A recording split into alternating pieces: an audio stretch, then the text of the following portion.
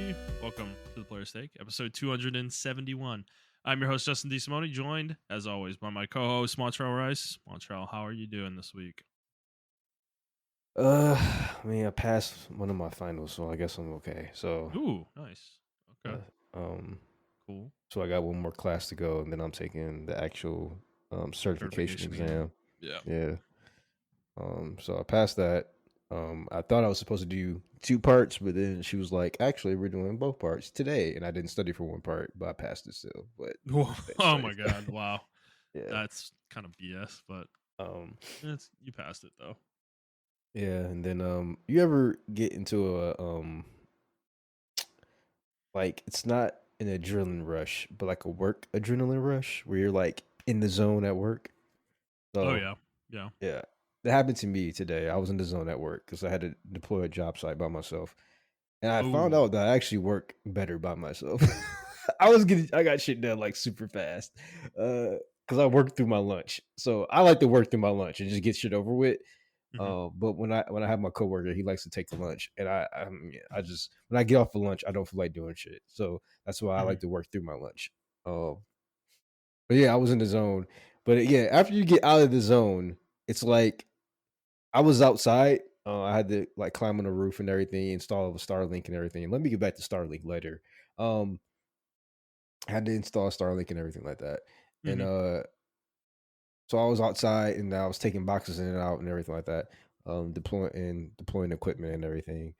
Um, yeah, I got home, everything hit me at once, like my allergies and everything. Just off. I got in the shower and everything, and I'm set up Mm-hmm. the trying to come to the computer, set the pod and or the recording for the podcast rather.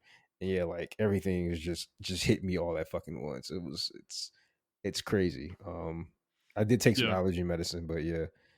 But last thing, um, if we ever get famous, do not take this as a diss Elon Musk, Mm-hmm. but what the fuck is wrong with you? I need to understand your logic. Whoever is over the department of Starlink, I don't understand. They have this product that is actually really good and revolutionary, right? It's a really Mm-hmm. good product. Yeah. But boy, did they have the worst packaging known to fucking man. Like the worst like product packaging, marketing. I don't know what it is, but there's a degree for it, right? I know there's a Yeah. degree for it. Um, they have an RV unit, and then they have a home or a business unit, like the high performance units or whatever, right? Mm-hmm. And for some ungodly reason, they don't specify the models of them at all. If you go on their Mm-hmm. website, there's just fucking pictures of them.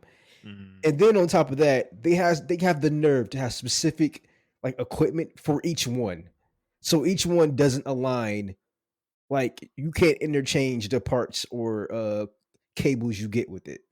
Each one is like a different cable. And every time they come out with a different version, it's a different fucking cable. Can we please stop? I don't Oh my. understand who's Yeah. running the department over there. I just don't get it. Yeah. It's almost like they're trying to be Apple, but in the most they're like, how can we out dumb Apple, right? Mm-hmm. Because Apple is like the worst place for the worst thing for enterprise. I don't care about you Apple fanboys. I don't give a fuck about you guys. It is the worst product for enterprise, Oh, it's and that's awful. probably why. Yeah, that's probably why they don't try to get into it. Every time I get an employee that says, "Hey, I want a fucking Mac computer," I cringe and want to jump off the No, roof. if I ever run a company, Montrell, no Macs. I don't care. No Macs. Learn Windows. Fuck you. Stop being a fucking baby and learn Windows. But everything's so much better, man. No, fuck you. Okay, it's not. You're just a fucking fanboy. Shut up. And I'm not even joking with y'all. It I'm literally not. I makes am me want to not. cough. I'm not gonna infect my environment with a MacBook just so Do for your you fucking preference. Fuck you.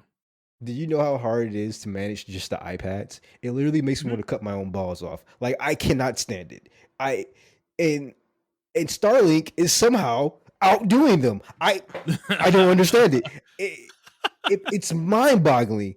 Like I get a new package we get one of the, like, for a minute they were pretty like standard. They had their RV units and their home or their high powered units, and they were pretty like the parts were pretty interchangeable. And then some idiot up there was like, "Hey guys, what if we make a smaller version of the RV unit? It's more lighter and durable." Okay, cool, yeah, but let's change every fucking cable about it where it's not compatible with all our other equipment. What?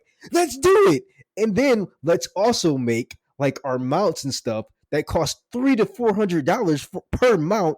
Let's not make those interchangeable at all. Oh, and also let's have them come in different packages and boxes where you have to order them separately. Let's just do all of that Yeah. because we are Tesla, our Starlink, and we are fucking idiots as far as like product packaging and marketing and shit like that. I don't understand. I it's like high schoolers running the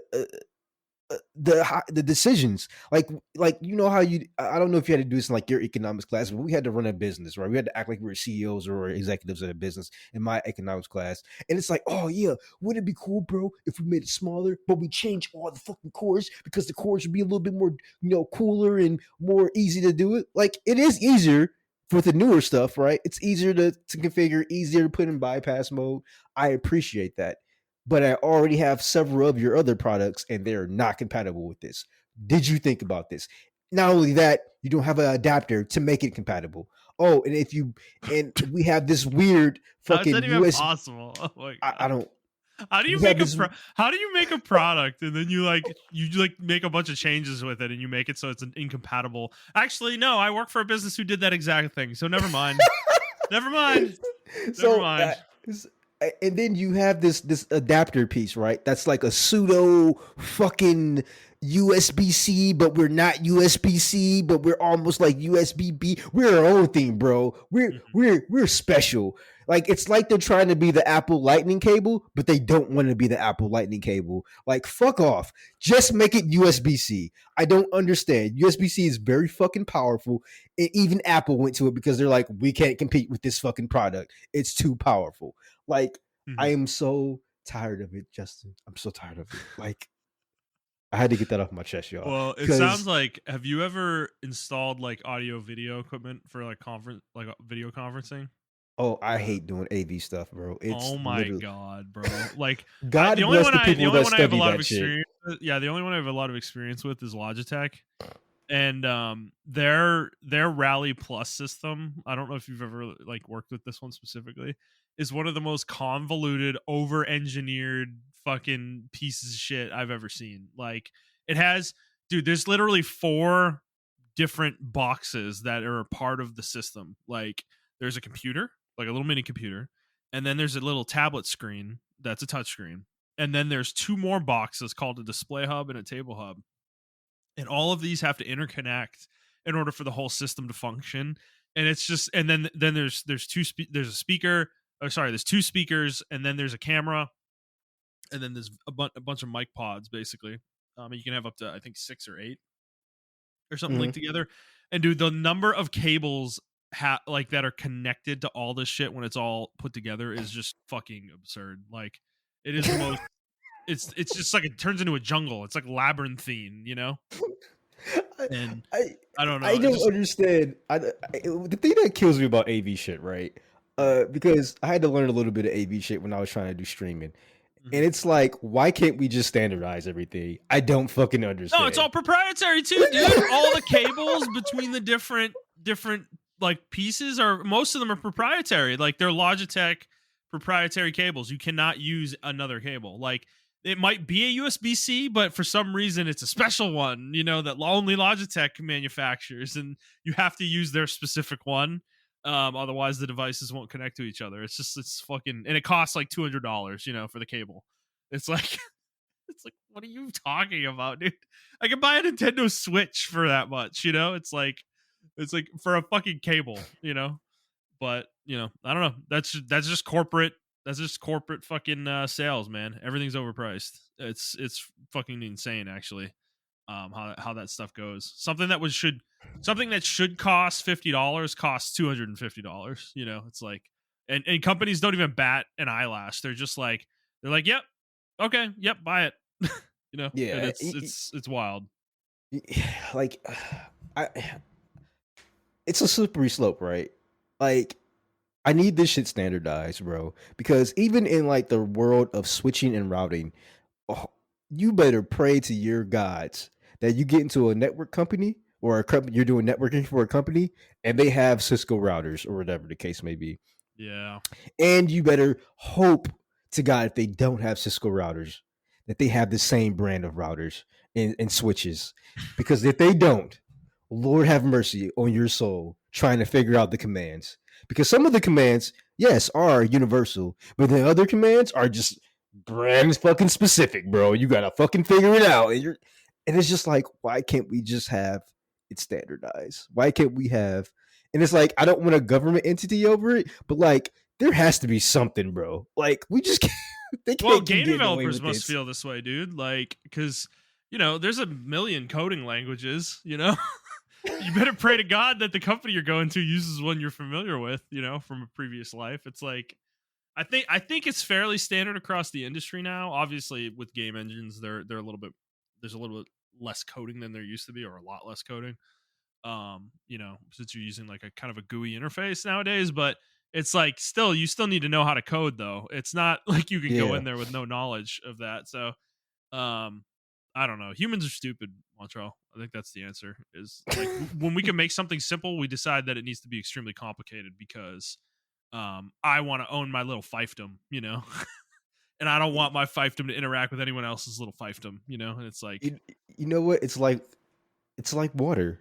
Why do we have 20 different brands of water? It's I don't fucking know, water. dude. I don't know. I don't know. Well, you know what's funny about it is I'm from up north, right, in the Yeah. Northeast, and the main brand of water up there is called Poland Springs, Hmm. and I drank that pretty much my whole life was Poland Springs, and then I come down here, and the main It's brand Ozarks. is Ozarka, yeah, and the uncanny thing about it was I was completely wigged out because I expected it to be like completely different from Poland Springs, but no, the bottle is exactly the same. Like literally the shape and mold of it is exactly the same. Like the only thing that's different is the label on it. That's it. It's exactly the same as Poland Springs. I'm like, they must work for this. They must be under the same umbrella or something because that is fucking weird. Because Yeah. most other companies, like Fuji's bottles different, Smart Water's bottles different. Like it's not like that. It was just these two specific brands for some reason. And yeah, I find that completely bizarre. I never really looked into it, so I don't know. There's probably a logical reason for it, but Yeah, like I don't know. It's getting ridiculous, man. Like the more you dive into a lot of shit, the more you're just like, why are there so many? And it's just like you need to know the different brands before you can do actual work. It's just a mhm, lot. I don't know. yeah, I came to that realization. I'm not. I've been noticed it, but it was extremely frustrating this morning because I went in with the same brand. By the way, I mean we use Starlink for like different mm, mhm. different trailers and stuff like that are out in the country that can't get a viable internet solution. So it's the same brand, but it's just like, how do you just have different things within the same brand that are not Yeah, even compatible yeah, with each other? It's yeah. just so stupid to me. I don't know. I don't know how they keep getting away with it, but whatever. It You is what can't. it They is. can't keep getting away with it. That meme is endlessly applicable. Okay, so a quick 20-second Google search answers my question for me, Montreal. So apparently Ozarka and Poland Springs are owned by Nestle, Nestle Water, which if you've Do they you've own ever Mountain? Ice Mountain, yes. So there is a regional map. Hold on, I'm gonna post this in the chat here. I don't know if I can. I can't do images, but I'm gonna put the link in Put here. put the link in there. And yeah, Ice Mountain is the midwestern part of the Yeah. country. Yep. Okay. Yeah, and Deep Park is kind of the lower East Coast. And then Florida has their own one called Zephyr Hills, I think. And then Arrowhead is basically everything from it kind of looks like Colorado West is Arrowhead water, and I'm assuming they all have the same water bottle, basically. And so I'm So assuming they do this right to get through to bypass the monopoly laws, but it's still a monopoly. I mean, it literally is it's owned by the same company at the top. I mean, it's I think they so do it. dumb. I think they do it to bypass the monopoly laws. It's like Like if AT&T. that's a dude, if that's a loophole, in the law, like I our I laws don't work. They're broken. I That's so I stupid. I strongly believe that's a loophole because it's like AT&T. Before it was AT&T in Michigan, they were called Ameritech, and I think they were called Bell South or Mhm. Bell North or something like that. And I Yeah. believe like in the South they were called Bell South. And I don't know what they're called in the East Coast or in the West Coast, but they were different companies as well. Yeah. But then AT&T merged all of them together, and it's like y'all just had the balls to do it. I mean, they had to go through the FCC to do it, but they did it, Mhm. and it was like, cool. No, we're just, you're just all AT&T. I remember they had Singular Wireless, and now that's just AT&T. Like they don't even bother to change the fucking name anymore. Yeah. Yeah. No, dude, this is like this whole thread about this too in this Reddit post about water. These people talking about these water companies. Somebody says, "Fuck Nestle." Then another person was like, "Good brands to avoid." And then someone else is like, fucking Arrowhead is stale as hell. I'm sure the other ones are like that. And then someone's like, "No, Poland Springs is really good." Because in my opinion, Poland Springs and Ozarka are really good water. But the thing is, these waters are locally sourced, which is I probably was just, why I was, they're regional. I assume. yeah. So Um, there was a big thing with Ice Mountain. And I'm sorry, I know this is a fucking video game podcast, but like there was a thing with Ice Mountain, right? Like, hey man, they love it. So, um, it was a long time ago. It was a very long time ago.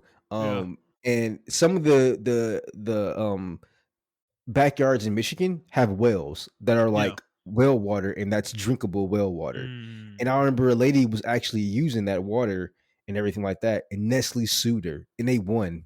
She had to stop using her well on What? her own property. Yes, because they own the water. They own the source water in the ground. What? Yes, look it up. That's the thing, man. They own that water in the ground. You I cannot drink that hate. water. I hate it. I hate that. That's how did they even find out? I don't even know. I don't know. Like, bro, I would almost like. Oh my god. I would be so upset if I were that woman. I would be so mad. Like, I would like. I'd go. I don't know. I was gonna say something. I was gonna say something pretty dark there, but I'm gonna let it go. That's fucking stupid. Makes no Yeah, sense. they own the water, and I remember like the actual Michigan, like the governor was trying to fight against it, but I think we lost or they just bought it out. Like Yeah. Nestle just had way too much money, and it was just like God. I was just like, so they just own the groundwater, like that's the thing. They don't own the national water parks or the national water and the lakes and stuff like that. Michigan still owns that, or if you have a lake or something like on your Well, of property, course, because it's the government, Montrell. When it yeah. comes to being an individual, well, fuck the little guy. Well, I think if you still have like a lake or a pond in your on your property, it is your water, but specifically like underground water. What? Who was the judge? What judge ruled that way? Like, Man, I gotta look it up. I'm gonna look it up after the pod. But it yeah, was no, I know it, we're on a severe diatribe right now. yeah. I'll look it up after the pod. Yeah, But you guys didn't. You guys didn't think you were gonna get educated on regional water companies to start the show today, did you? but that's why I always had disdain from Nestle because they did that shit, and I Yeah, was just that is like, pretty. that's pretty fucked up. It's pretty fucked up. Yeah, they're actually now called Blue Triton Brands. What? Yeah, they used to be called Nestle Waters North America Inc. Oh my um, god. so yeah, whatever. They probably did that because everybody hates the Nestle. They just wanted to change their name. Yeah. All right, Montrell, let's get into the show proper here. So, for those of you who haven't listened before, this is our weekly show where we talk about video games, video game news, and other topics pertaining to video games. We post at 6 a.m. Central Time on Fridays on Apple Podcasts, Spotify, Stitcher, and YouTube Music. If you'd like to send us questions, you can do so on Twitter, or you can send us an email to theplayerstake01@gmail.com. All right, Montreal, let's get out of it. Let's get into the games. Start with Right. what we've been playing. You want to go first this week? Yeah. I go through the cycle every time, so I'm just gonna get it off of it. You can laugh at me. I'm done like with the league, like for right now. I'm You done. called it. You called it. I don't know why it makes me laugh still. This is every time. You're like dude, you are literally like textbook addict. Like a drug addict. Like I don't quit out of games, man. The last you're like I can stop whatever I want, man. I can stop whatever I want. I gotta take another break, man. Yeah. Yesterday it was so bad I just quit the game. I quit the game mid match. I was just like, you know what? I can't do this anymore. I was like 1-5 in lane. I was just like, I can't do this anymore. I just quit. And I'll never quit my games. I just fucking quit. It was like 12 minutes into the game. I was going against a fucking Yone who's fucking broken as shit. He's designed like shit. I fucking hate that champion. Like, he can fucking dash 2 screens away with his fucking little ninja clone and then dash back. And it's like, all right, bro, you got it, man. Like, you got it, bro. And I was like, you know what? I hate this game. And like, I don't like the way it's making me feel it. Like, I got to the point like that. I was just like, whatever, man. And I just quit. I know I probably got punished for it. I got penalized, and I don't fucking care. Like, I was just like, whatever, man. I ruined 4 people's other games or 4 people's games that game, and I don't care. My game has been ruined so many times by fucking idiots, and I just can't do it. And it's like people are like, oh man, well, did the community just get better? And it's like, people are like, yeah, the community did get better. Well, how do I keep getting the same fucking 4 idiots on my fucking team? I don't know. It was one game, Justin, yesterday. I was playing. No bullshit. We were up, right? All we had to do was not fucking die. That's it. And the luck support, I guess she thought she was so fucking powerful. Oh, I can do my little fucking Q and, R people and shit like that. The dumb bitch just kept getting caught out, like, alone. And we have a same fucking champion, Justin. You know who I'm about to say, right?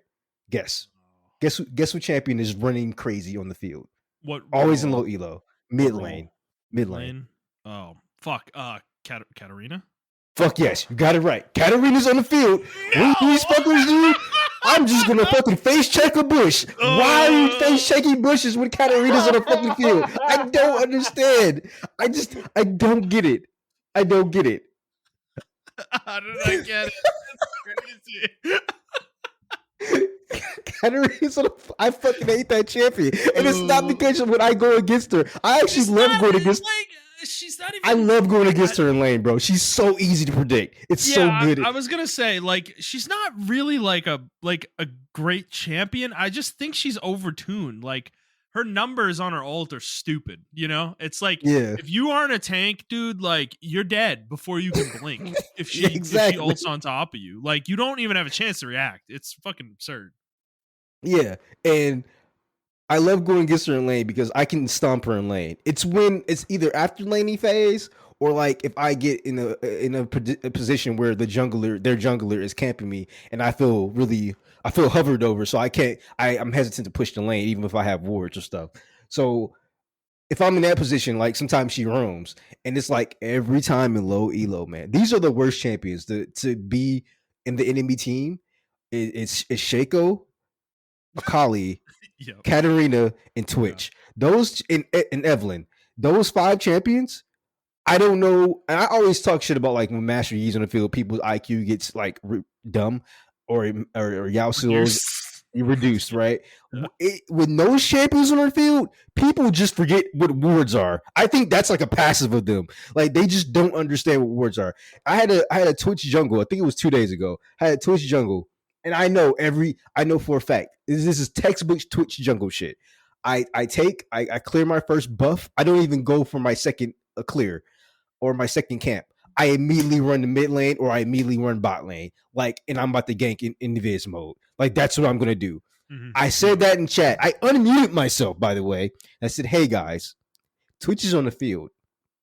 He's going to clear 1 buff verbatim in chat. He's going to clear 1 buff. He's going to gank either mid or bot. Please be careful.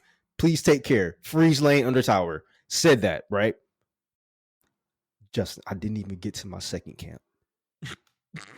Yeah. Enemy triple kill, double kill. I'm like, what? Twitch. Kill both of them. Bot lane. And then the whole team is pinging you.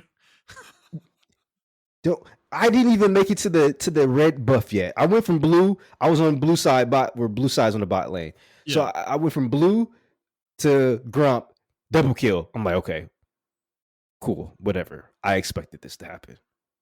I pinged the river because I know exactly what he's about to go do now. He's about to run straight to fucking mid lane. Yeah. I pinged river 3 times, like going up to the mid lane before I even reach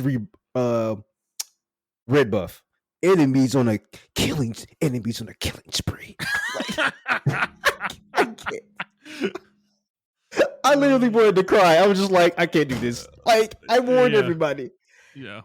They probably have chat muted, dude. They probably have chat muted too. They probably didn't see your text. They were typing in chat. Oh, really? Okay. They just ignored me. And I was just like, so what were they saying? Terrible jungle? Oh, where's my jungler? They didn't say anything. They just, everybody was quiet the entire game. And I was just like, yeah, this is, I muted everybody after that kill. I muted everybody. So I was just like, where they can see it. I purposely did that because you know when someone mutes themselves, they will say to the team, "This person is muted." After that kill, the enemy team. I think so. I purposely muted myself. They must have got a kick out of that. The Twitch was probably like, "Oh my god." I muted myself. I just couldn't do it anymore. I was just like, it was the. I went on like a 5 to 10 game win streak, and then the game just launched me into like the worst streak ever. Actually, I'll say this. I was on a 20 game winning streak. And then you remember at the time I went on a 10 game losing streak. And then I came back from that 10 game losing streak. I went on like a 5 or 6 game streak, winning streak. Yeah. And then it just launched me back in with stupid people again. And I'm just like, people will tell you like, oh, bronze is the easiest elo to get out of, bro. It's just so fucking easy, bro. Like all you got to do is do this. All you got to do is split push, bro. Like, the only way to get out of bronze elo, no bullshit. You have to play a terribly unfun champion like Mordekaiser, fucking Garen, or Master Yi, or something like that. Yeah. Yeah. You have to play the Pomp Stompers. They are like terribly unfun, that don't have really any skill expression.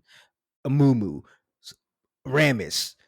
And you can just dominate the field like that. Or you can play really high skill champions and like Smurf, because like those are the only people that are playing. Like, I mean, but even sometimes those are not even Smurfs. They're just taking advantage of like people being dumb, and like people champions like, well, I think Akali is still a high skilled character, but oh my god, they get they get. I think Akali players get out stumped in like Diamond because mages really know how to control the waves, and mages really fucking beat her shit in. Same with like Katarina and everything like that. Shaco and Evelyn Gold Plus, they're useless because people know, oh, it's a Shaco in the field. I guess I better put a fucking ward down because it's a Shaco on the field. Or there's an Evelyn that got picked. I better put a fucking ward down because after level 6 she has permanent invis. I so those characters are like, they drop off after a certain. Well, they're also rank. Squishy as fuck. So exactly. They're very easy to kill if you focus them. Yeah, and it's just like, I don't know. Like, and then characters like my character, like Kendra, is like a very high skilled character. So like she thrives in higher elos, but like in lower elos, her win rate is abysmal because you can't win with her. Like, you can try to carry with her, but it's super fucking hard to do it because people are fucking idiots. You know what I'm saying? So I'm like, I just kind of like gave up. I'm like, you know what? If my friends want to play rank with me, I would do it, but I'm not doing it anymore by myself. I don't know how I did it. Like when I got to like gold 1 or almost platinum, and I was like, I don't even know how the fuck I did that. I had to be a fucking madman. I had to be like sweaty as fuck, like not taking showers type shit, because I don't understand how the fuck I did it. I can't do it now. I don't have the brain capacity. I'm gonna give you. I almost want the audience to like write in what their guess is too. Like, I'm gonna give you 2 months. 2 months? Okay, I can take that. This time in July, you'll be back in the grind. Okay, I can do with that. I can actually give you that. Well, I'm predicting. That's my prediction. That's your prediction? Yeah. I think it's gonna be sooner than that. Okay. If Jet calls me to arms, then I'm gonna come. Or if I you don't call me count to that though. arms, I'm talking about you okay. solo queuing. You So if solo we queuing. okay, Yeah, yeah, yeah, okay, I can yeah. see that. I'll try to No, take. yeah. Like I if don't think I I'm say gonna go let's back get on a into yeah, if I say let's get on a duo, you're gonna do it. You know, it's fine. yeah. That's fine. That's okay. And we'll be miserable together. I don't think I'm gonna solo queue until September. I think that's when the end of the season happens. Yeah. So I don't Okay. think I'm gonna solo queue again. They need to fix a lot of shit, or I don't know the matchmaking. I don't know what the fuck it is. Uh, Yeah. I thought Mythics removing Vanguard. mythics didn't solve everything, unfortunately. Yeah, you just can't get rid of those IQs though, man. Jesus Christ. And then I just been playing Fallout. Nothing really too much to say. I'm still in Fallout 3. I forgot how fast the main story was. Yeah. I'm already to the part where you rescue the father, or you meet your father after he left the vault and everything. He got the Gek that can pretty much make any item or whatever. So he got the Gek or whatever, and he's trying to take it back to Rivet City to um can finish his project of purifying all the water in the wasteland or whatever. Um I believe it's like maybe a couple more quests after that. Like we maybe meet the Brotherhood of Steel after that, Hmm. and then you fight with the giant robot that says a lot of whole propaganda like die commies and all that stuff like that. This is America. With the giant robot that shoots everything, and I think that's it. I think you go to the Enclave. I think that's it. I think that's it for the main quest. Um, and then you can do all the DLC. But to me, if I didn't follow the main story because I was doing a lot like some side stuff, and I didn't do all the side stuff. Um, that game's fucking huge. I forgot how big Fallout 3 is. Yeah. Like, there's a lot of places I didn't even visit, and the map Hmm. is filled with stuff. And I'm just like, damn, I did all this shit. What the fuck was wrong with me? Um, Yeah. I did every point on that map. I remember that. But after that, then I'm probably gonna jump into New Vegas. And then I'm probably gonna heavily mod my Fallout 4, and that's a fresh install. I'm not Hmm. gonna go through my Fallout 4, my 105 hours on Xbox. Not gonna play that one. I'm gonna play a new one on PC with mods. Yeah. Yeah. So we'll do that. Um, and that's it. Yeah, that's it for me.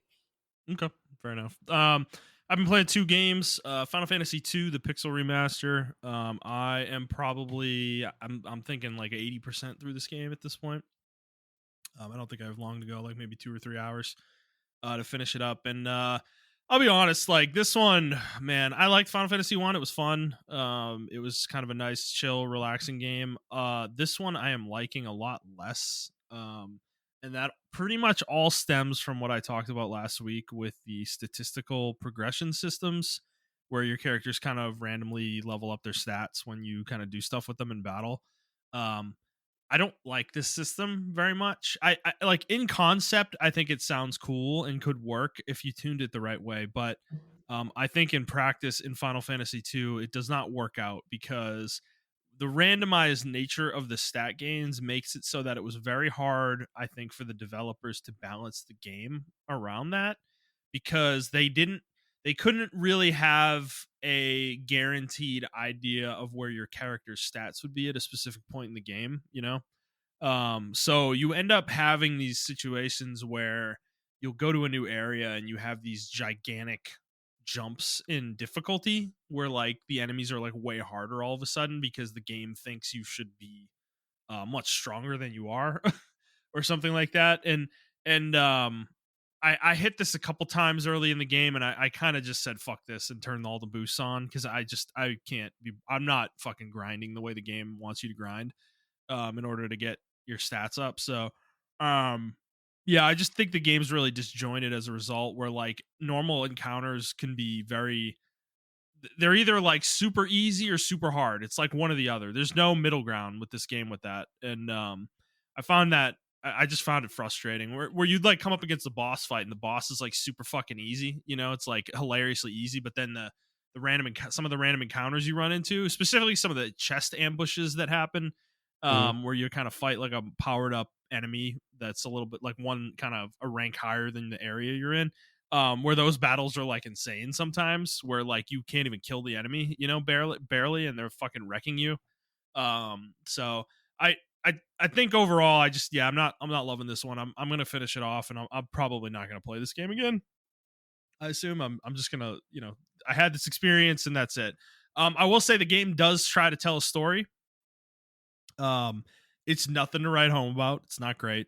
It's pretty straightforward. There's this evil empire that's trying to take over the world, and they're evil because evil, and they do evil things, and you try to stop them all over the place, and things happen. So it's nothing super riveting. There is an interesting thing in this game where the game kind of gives you 3 permanent party members very early in the game, and then your 4th slot is kind of cycled throughout between. I think there's like 9 different guest characters you get throughout the game, um, and they're of various usefulness and power levels, but they'll cycle out of the party at various points in the story. I don't like this either because you end up having to re-equip these characters every time they join your party, and then they'll come in and they might be like severely underleveled compared to the rest of their party, which ends up making them useless in combat. And oftentimes that, especially with the boosts on, that was the kind of the reality that I was living in, where these characters were just useless. So I'm just running around like it's like you kind of are just handicapped the whole game with a three person party. And that fourth person may or may not contribute depending on the encounter. So yeah, I just think like, overall this game's just got a lot of balance problems with the statistical scaling and stuff like that, and the kind of the enemies, the way the enemies are laid out, and the areas are kind of designed from a combat standpoint. So um I'm probably gonna come out of this with this being my least favorite game. I assume. We'll see. I mean, obviously it's early to say that, but with my experience with the rest of the series, like, this one definitely feels like I read online. This is like people like this is kind of the black sheep of the franchise. It feels like they never did this again with another game. And I think for good reason. They made the right choice. So it ends up leaving Final Fantasy 2 in just like this really awkward place where it's not a super great game. So, um, but yeah, so I'm probably gonna finish that up this week and hopefully jump into 3, start playing that, and I think that's where things will start getting a little bit more interesting from a gameplay standpoint, where the job system gets introduced. So I'm actually kind of excited to get there.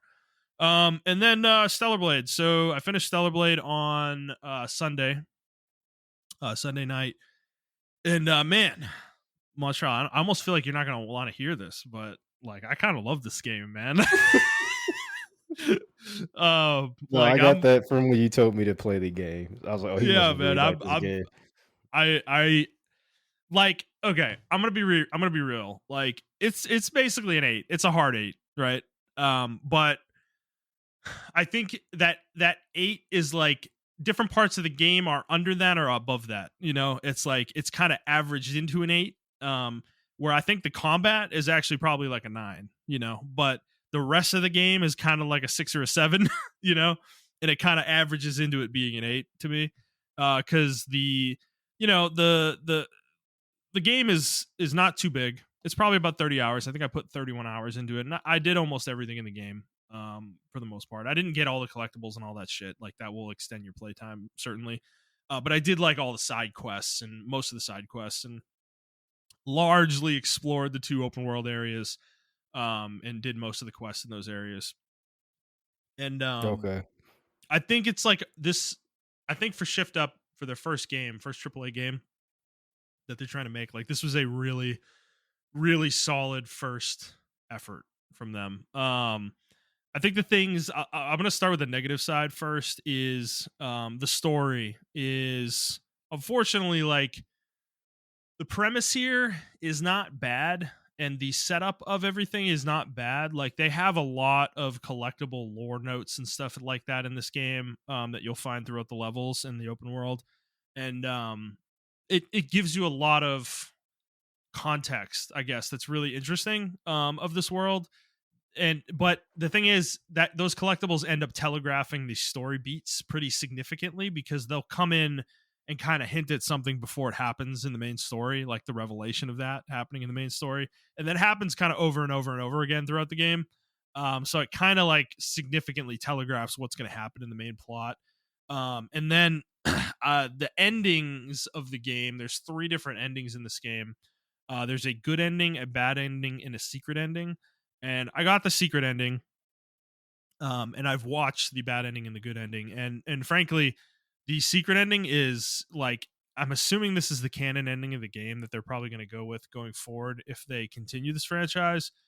But I hated it. The secret ending is terrible, absolute fucking dog shit. Like it frankly kind of ruins the narrative.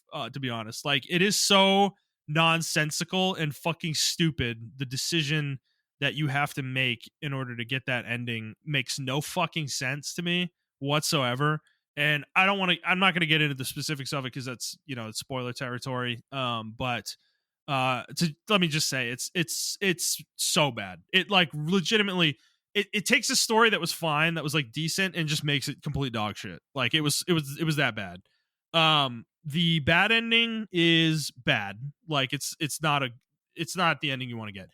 The to me the canon ending though should have been the good ending, and it fucking irritates the fuck out of me that it isn't the canon ending, and that's the one that I would have been satisfied with if that was like the ending that was supposed to be the true ending of the game. So that frustrated me a lot going through that, because by the end of the game, like these characters, they're not great characters, but you're with them long enough, and there is kind of a buildup of who they are and the way they kind of act by the end of the game that I was starting to like them, by the end of the game, and then that just decision that they end up making in the secret ending just fucking ruins them. It's like it sucks. It's so annoying. So yeah, that ultimately kind of brings the experience down a lot to me. Um the levels, so the open world or open worlds, open world zones, whatever, there's 2 of them.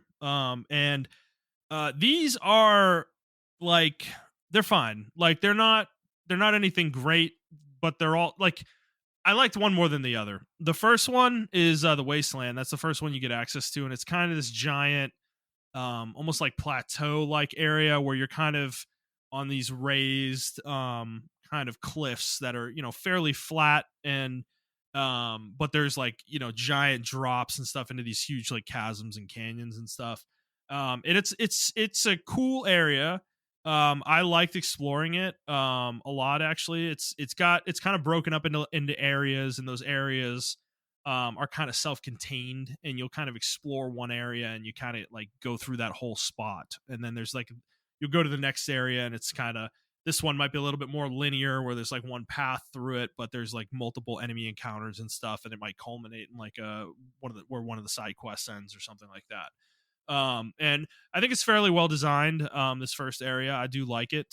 I think it was good. I think the second area, which is a giant open desert, I fucking hated this area.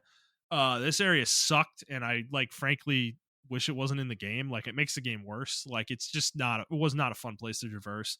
The reason being because this game gives you a scanner, and that scanner, when you use it, will you use it by pressing the touchpad, and it will scan enemies around you, and it'll scan interactable objects. This is very standard stuff, but Mhm. it scans enemies. But in this area, there are enemies that are under the sand. They travel under the sand, and they will ambush you from the sand, and you can't see them on the scan, so you kind of have to pay attention to the environment.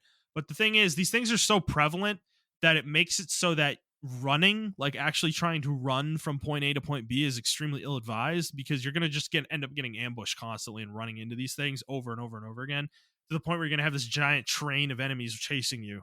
And if you're unable to escape them, you're going to get trapped and die basically, and get shot back to a camp and have to do it all over again. Which is not a great experience. And then it gets worse because there's like an area in this zone where there's like a bunch of there's like a city that's in ruins basically, and there's a bunch of large buildings. And some of the side quests take you into this area, and there's one in particular that I had a really miserable experience with, where I like was exploring this area, and I had come from the north, like a camp from the north, and there's a huge number of enemy encounters in this area. And I was kind of doing my best to like clear it out as best I could and trying to find a camp in here. And I didn't end up finding one. And I was trying to do one of my quests, which required me to jump on, like, get on top of some buildings and do some platforming between the buildings.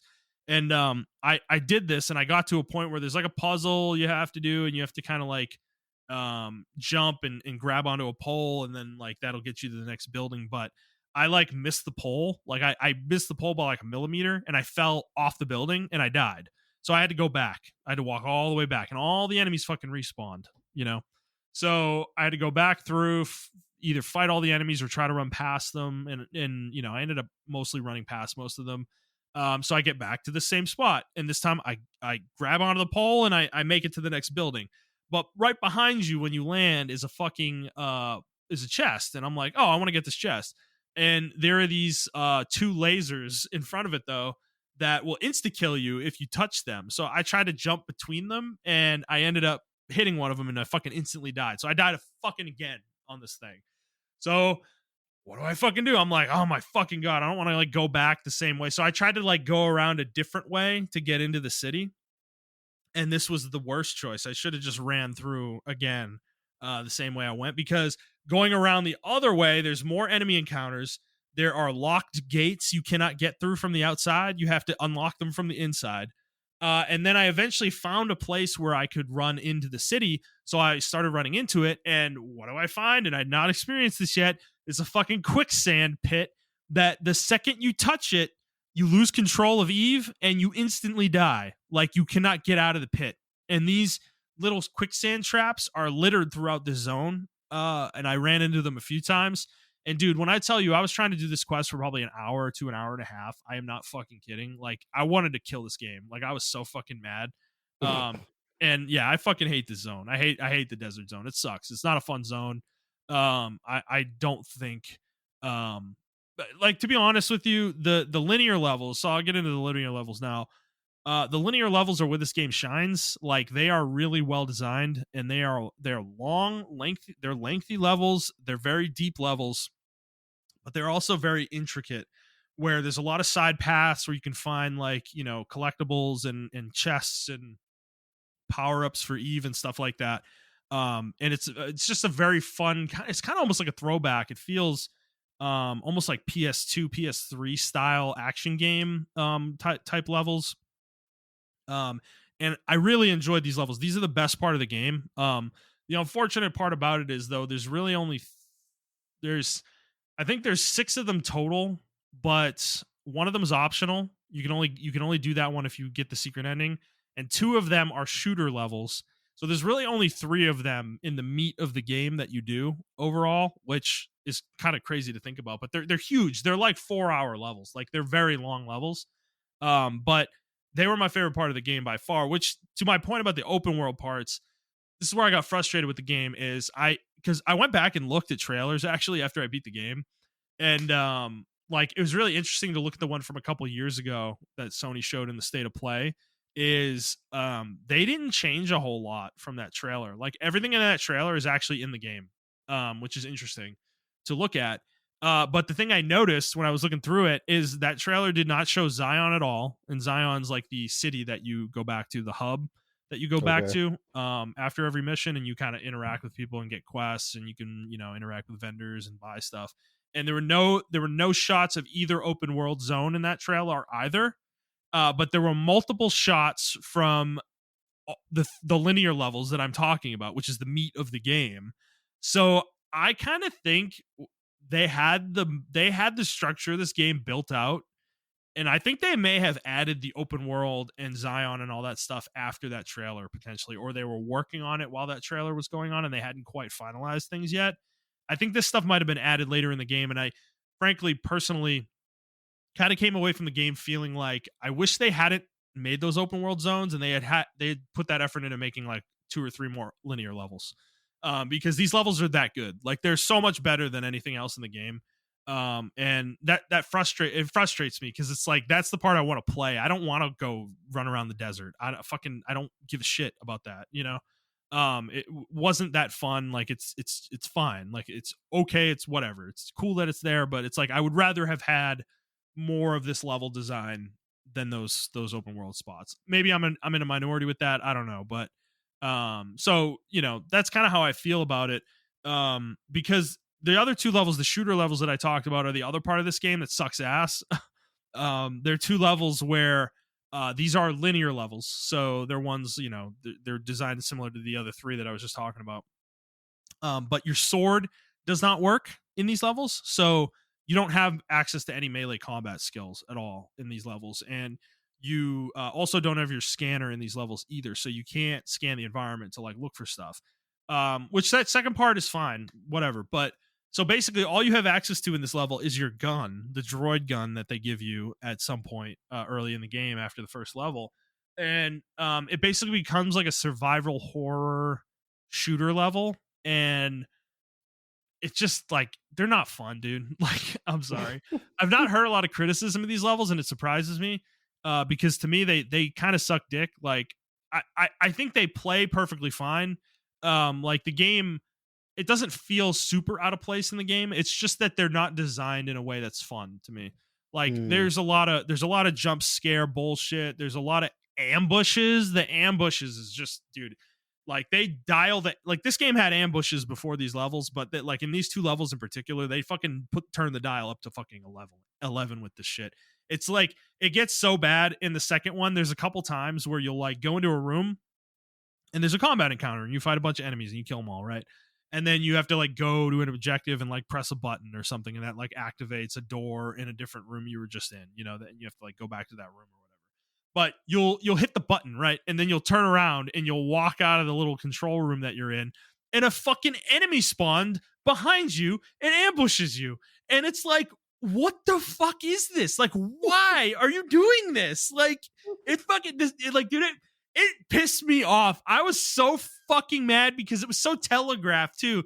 Like the ambushes are so severe in this section of the game where it's like, dude, if I showed you my gameplay like of these sections, you would fucking laugh because it became so predictable that I'm literally checking every corner before I walk into a room. Like I'm looking around the door, like through the door, on both sides, just making sure there aren't fucking enemies sitting there and shit. And it's like, and I was doing this everywhere, and it's just like, dude, it just was fucking obnoxious. And the other thing is, these levels have like maybe 3 or 4 enemy types in them, and they're just boring. They just run at you. It's not like anything interesting. Like they're not interesting fights. So what these encounters end up boiling down to generally is either A, you get ambushed and the enemies right on top of you, and you either need to run away and then shoot it, or just shoot it really fast, or B, the fight is really telegraphed and you're able to kind of pick the enemies apart in such a way, and they kind of just run at you in a straight line and you just kill them all. Like you're just shooting them until they're all dead. It's not anything particularly interesting. So it sucks because these two levels that I'm talking about in particular are really cool locations in the game world. Like they're really cool settings. And they would have been really fun to explore if they were just normal fucking levels where I have my sword and shit. Mhm. Um, and that's the other part. They both end in a boss, and the boss is the fucking same both times. The second time, he's a little bit different, very slightly, but for the most part, the fight is almost exactly the same. So these are like the frustrating parts of the game where it's like I really wish they had taken all this shit out and really focused on what they were good at. Like it feels like they just got too invested in trying to like do too many things with this game, where it's like, dude, if they had just stuck with the straight up linear action, like this game could have been a fucking 9. Like I don't know. Like, so that's my perspective on it. I'm sure some people are going to disagree with me on some of this stuff.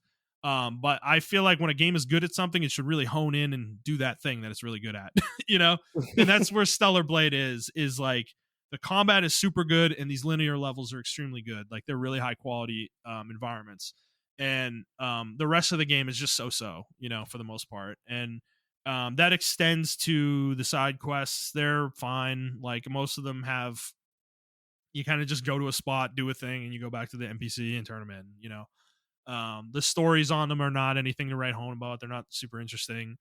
They do flesh the world out a little bit, which is cool, but nothing super exciting there. But so getting to the good part of the game, and I've already mentioned this a few times. So the combat, the combat in this game by the end of the game is fucking awesome. Like it is so fucking fun. Um, it is a little frustrating that they hold you back so much early in the game. I feel like I kind of wish because dude, there's like two major mechanics in this game that you don't get access to until probably halfway through the game. And I'm kind of it kind of like baffles me a little bit. It's like I wish they had just let you have it from earlier in the game. You know, it's like because they make the game it makes the game more fun. Like Eve by the end of the game has so many tools at her disposal. You have so many ways to stagger enemies, do damage to enemies, and even counter enemies like with different ways you're countering enemies and stuff. That it's just the combat becomes very dynamic and super fun. The last several bosses are just like super memorable. Like they're really great encounter design and they're super fun. So that's kind of where the game excels though, is in those boss fights and even just like the general combat, um, against regular enemies and stuff too. Because there's some tough encounters in the game too, which is the interesting part about it.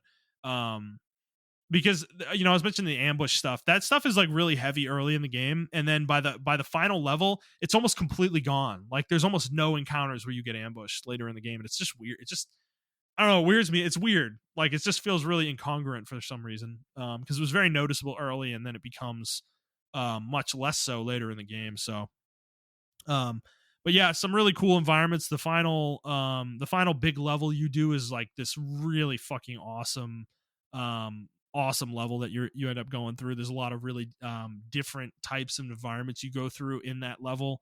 It's just a really well designed level. It's cool. It puts kind of all your skills to the test. There's a lot of kind of unique mechanics within that level too that kind of pop in for the first time as well. So it's just a I don't know. Like I came out of the game like it's weird. It's like if I just think about the combat and the bosses, like I love the game. Like I think the game is really great, But when you start you think about it as a whole. Unfortunately, it's just brought down by some of these other elements in the game overall. But they are working on a boss rush mode though, and there is already New Game Plus in the game as well, which I've heard actually changes a lot and gives you access to a lot of stuff. So it might be something I dabble in because I did come out of the game feeling like I was like, I wanted to play it more, but I don't want to play through all the bullshit that I didn't like. So I might just wait for that boss rush mode and jump into that when that comes out.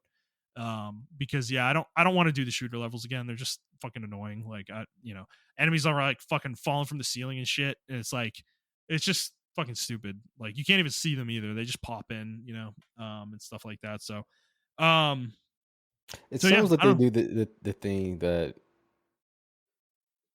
and this is like the unfortunate part of a lot of character action games. hmm I think the only one that didn't do it was Metal Gear Revengeance. Um, but they do this thing where they have to add in other shit because they feel like the player doesn't like the shit that they're playing consistently. If that makes any sense, which is so like stupid. yeah, Yeah. like Devil May Cry 3. Um, actually, you know what? Devil May Cry 3. I think that's the only game that does it consistently as well. Devil May Cry 4. Well, I mean, I guess you can count Devil May Cry 4 as well. Um, those two games do it consistently, but you switch off characters. hmm So you go from Yeah. like Nero to Dante, and then obviously in Devil May Cry 3 is just all Dante. Um, in Devil May Cry 5, you have three different characters. You're playing as Dante, Nero, and V. Yeah. And then you get the special edition. You're playing as Virgil as well. Um, and I hate V section. Devil May Cry 5 is almost literally unplayable because of V section. I hate playing V. I fucking Yeah. hate that character. Yeah. I don't think he's fun at all. He was designed to be easy to play, hmm and he's just not. He's designed to be as a spellcaster, and he's just fucking terrible. I don't like him at all. Yeah. Um, the Bayonetta does the same shit where you get all these little mini games or mini Yeah. things inside of it. I Yeah. mean, you play Bayonetta 1. I mean, it does it, and then Bayonetta 2 does it to a degree as well, where you play as different characters. And then Bayonetta 3, they have the kaiju mechanic where you can turn to different kaijus and stuff like that, and everything of that nature.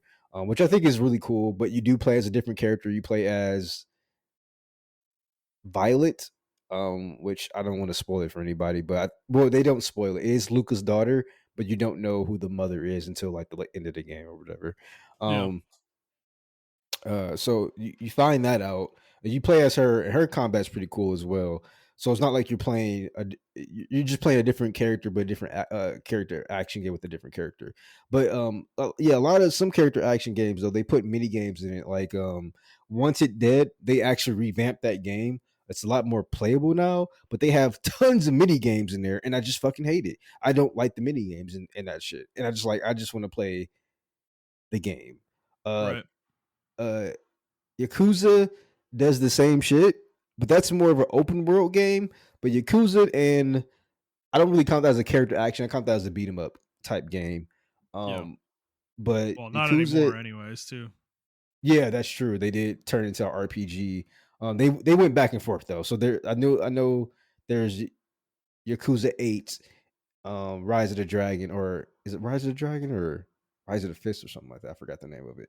And then Yeah, I know which one. Like a Dragon, Like a Dragon. There you go. Like a Dragon's an RPG. But then they had another edition where they had the traditional Yakuza of which Like is a like a Dragon. Dragon Ishin, wasn't it? Yeah. And then the one Um that just came out, which is fuck, came out in January. I'm forgetting the name of it. The one yeah. where he's in Hawaii. Yeah, exactly. That one. I forgot that one too. That one's But a turn-based game. that one is turn based. And I heard people love that game. So Yeah. Yeah. but yeah, they always like a lot of the beat 'em ups and stuff like that. They feel like that their gameplay isn't sustainable enough, and they have to always throw something in. Which it sounds like this game did as well. Yeah, and it just makes no sense, dude. Like, I don't dude, like you don't even have access to the full kit for so much of the game that it's like you get to play with the full allotment of skills maybe for 6 or 7 hours of the main story out of maybe 15 to 16. It's like I don't I See, don't I that's don't why I know. think Nier did that so much better. I was talking to DJ Yeah, I about this. know. Right. Like Uh, Near I didn't think even I don't even think it held anything back for the most it, part. and Like, that's exactly what I told DJ. I went over to DJ yeah. house to finish some of my homework on Saturday or Yeah. Sunday, because my internet was out, and and yeah, we was talking about Nier, and we were talking about character action games, and I said the biggest flaw of character action games is they hold so much of your kit back Yeah. until the end of the game that a lot of people don't get to unleash the full potential of the game Yeah. um Right. until like the next until like the dedicated players, right? So that leaves players coming out of it like, oh well, this is just a button masher, or oh, this is just this and that and the third, and they don't get the full depth of the game until like the second. You don't get the full depth of like Devil May Cry until the second playthrough, the higher difficulties. Same with I That's would say true here Bayonetta. too. Yeah, that's true here. Okay, yeah. So I would Yeah. say like Bayonetta is a little bit better as far as like how it tailors the character the player's time. In my opinion, I think Mhm. Bayonetta is a better version of Devil May Cry. I was thinking about it, like the dodge is better. The way you soft lock on enemies is a lot better, and everything of that nature. In Bayonetta, it is an actual improvement to Devil May Cry. Yeah. Even Devil May Cry 5. Devil May Cry 5 still takes it still has a lot of outdated mechanics that they just need to get fucking rid of, in my opinion. Um, so we were talking about that and everything like that, and I said the only game, and I didn't come to appreciate it until recently, and I haven't played Near in a while, and I need to go back and play it. Is because I was stunted by such the old ways of character action games that I didn't appreciate what Near Automata did with character action games. They give you the full kit, be it a small kit, but they give you the full set of moves with each weapon you get, Yeah. and then it's up to you to figure out what to do with a set of weapons. And then not only do you get those set of weapons, but you get loadouts that you can switch from on the fly while you're fighting in the combos.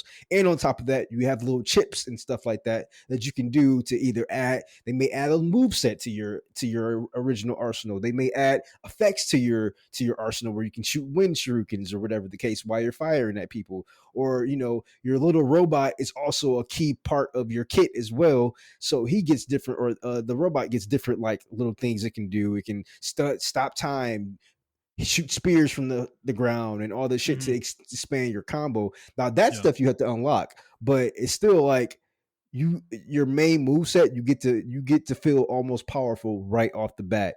And I think that's why a lot of people gravitate towards Nier Automata and can play it a lot more sustainably than Bayonetta and Devil May, especially Devil May Cry. Well, Because this is why I like God of War, the old God of War games, yeah, because um dude, Kratos is powerful right from the jump, you know? Like yeah, he's just obliterating shit like right out of the gate. That was why it was so I don't know, it was so it was like an incredible game when I first tried it. I played it in fucking Circuit City on one of their little demo kiosks way back in the day, and dude, I was blown away though. I played the first level up to the Hydra boss, and I just was like blown away by it because it's like I felt so powerful. You know, it was crazy. yeah. I never played a It only game. gets better from here. Like you Yeah, know, which is yeah, exactly. And I think that's probably Stellar Blade's biggest flaw to me is that I do feel like they hold too much of the game back early on, and I'm not like it's not bad. Like Ido 7 is still a really fun level for the most part, but it is like a tutorial level, and you don't have a lot of tools at your disposal, and frankly, it's like it's kind of weird. Like I almost feel like that level could give people more trouble because you have so few tools at your disposal, you know? And because later in the game, dude, like you have access to so much shit. You have burst counters. You have there's this other type of counter that you have, depending on what kind of moves the enemy does. And then there's beta skills, then there's burst skills, then there's like this kind of like superpower mode that you get at some point. You also get more potions throughout the game as well. So you have items you can use. It's like it's really deep. There's a lot at your disposal if you really want to fully explore it, and the game is it's so fucking fun by the end of it. It's like it's just that's what my point is. It's frustrating. It's like I feel like the game is like neutering itself, you know. With these decisions to like put the stupid little open world in and then put these shooter levels in, and it's like, dude, like be proud of the game you've made. Like this is what I think you're kind of talking about the same thing with like Devil May Cry, right? And Bayonetta is like be proud of what the core game is, you know, what the game is good at. Why are you like almost trying to hide what your game is, you know, behind all this yeah, bullshit? It's like yeah. That's one of my biggest gripes. They did a better job in Devil May Cry 5 as far as like getting the player access to moves yeah, uh faster, but it's still like you don't unlock like Super Dante until you beat Dante Must Die mode. And to me, yeah. Super Dante is like one of That's the best fucking versions. silly. That's Yeah, so dumb. it's supposed to be a reward. That's been like the game since its inception, right? It's Yeah. supposed to be a reward for fulfilling beating that shit. But my thing is this, like okay, cool, but you're not really telling me like how to play the game. Like I mean, you're telling me how to play the game without telling me how to play the game, right? Okay, I have to learn how to do this. I have to learn how to counter. I have to learn how to, um, jump cancel and extend my combos and be more powerful. How to dodge and all this stuff like that throughout the modes where I'm playing higher and higher difficulties. And it's like, why can't I get that on one playthrough though? Like that was like, and I know it's not a character action game, but that's the beauty of Sekiro, right? Yeah. It's like, and I would say to an extent, Neo 2. There was not a Yes. point in Neo 2 where I did not feel powerful. I felt Yeah. like I can get more powerful, and I Well, wanted to play that's the a way to game. do this, man. That game is a perfect example because you get more power through the skill tree, Yeah. but it doesn't feel like the game was holding you back beforehand, Yes. you Yeah, know? exactly. Yeah, right. Yeah. And that's the problem I have with Rise of Ronin. That game holds you back on purpose for no Yeah, fucking reason. They yeah, really wanted, the bond levels and the fucking story that's a waste of my time. I don't like that in character action games. And I think a lot of people don't like that in character action games. And I yeah, think character action games needs to respect the player's time a lot more. I think Bayonetta was the only one, in my opinion, that respects the player time. You get, even though you don't have her whole arsenal, you get a lot of move sets within said arsenal where you can feel powerful, in my opinion. Um, yeah, I just right. don't think you respect the player time as far as like doing the mini games and all that bullshit like that. Like just cut that shit. I just want to play as Bayonetta or a equal character that has a different skills tree or whatever the fuck, wherever the case may be. um Mhm. Uh, and even I'll even say Near tried to do it, but they did it in such a weird and more appealing way. Near Mhm. has like somebody will be like, well, Montrell, Near has the fucking mini games too, or whatever. Yeah, but they incorporate it into the boss fights. The hacking shit is some of the most genius shit I've ever seen Yeah, and they're to actually do like that shit. they're actually well done in Nier. Exactly. Weirdly, extremely well done. Actually, it's like fucking bizarre, Yeah, but yeah, exactly. yeah. So that's how you can break up the monotony within the gameplay. And Metal Gear Revengeance does that as well. They don't waste your time. They give you a story, and you're just playing as fucking riding. And Mhm. you unlock different moves, or you unlock different weapons, and you can upgrade those moves. But at no point in Metal Gear Revengeance did I feel like I was fucking ass. I was chopping people's limbs off in slow motion, grabbing their spines and drinking the fluid in slow fucking motion. I mean, all doing all this shit, Yeah. right? Yeah, Metal Gear Revenge is a fucking crazy game. I recommend Yeah. people play it. uh, I need to play this game, man. um, Yeah. but yeah, yeah. So I under and then you're not the only person I heard this from. Like Stellar Blade becomes a totally different game by the end of the game, and oh, you Mhm. got to play New Game Plus and everything. And my thing is, I shouldn't have to play New Game Plus. And Yeah. I hated it with Devil May. That's one of my biggest gripes. I kept my mouth shut about it, but that is one of my biggest gripes with Devil May Cry. Bayonetta to a lesser extent, and Near to a lesser extent. Um, I just think like some of these games they don't really appreciate your fucking time as the player. Um, Right. I shouldn't have to play. Well, the issue with Stellar Blade too is that it's not short. You know, like Devil May Cry is like shorter, right? You can beat yeah, it in Devil like May 10 hours, you right? can beat it in 10 hours. Yeah, yeah, Yeah, like that is not true here. Like even if you mainline the game, don't do any side content at all, which will probably hurt you by the end of the game actually if you do that. I mean, you're looking at minimum probably 15 hours, I think. And frankly, like realistically is probably more like 20. I don't think most players are going to play it at that breakneck of a pace to get it done in 15.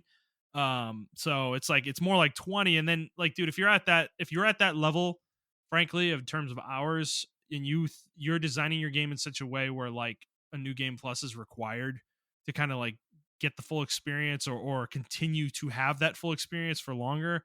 Um, I don't think that's a good way forward. You know, like JRPGs do this shit where they pack all this shit into new game plus, and I'm like, bro, I don't want to play a 60-hour game twice. Like, like why are you like why is this shit always like this? Like it's so fucking annoying, you know? Tails pisses me off with it. Because those games are so fucking long. Like I'm not playing Tails twice. Fuck you, man. Like Jesus Christ, you know? It's like I Well, have better what? things to do. At least in Tails, you get a decent kit where you don't feel Yeah. unpowerful. No, I mean, yeah, It's just it's in the not a fair hard modes.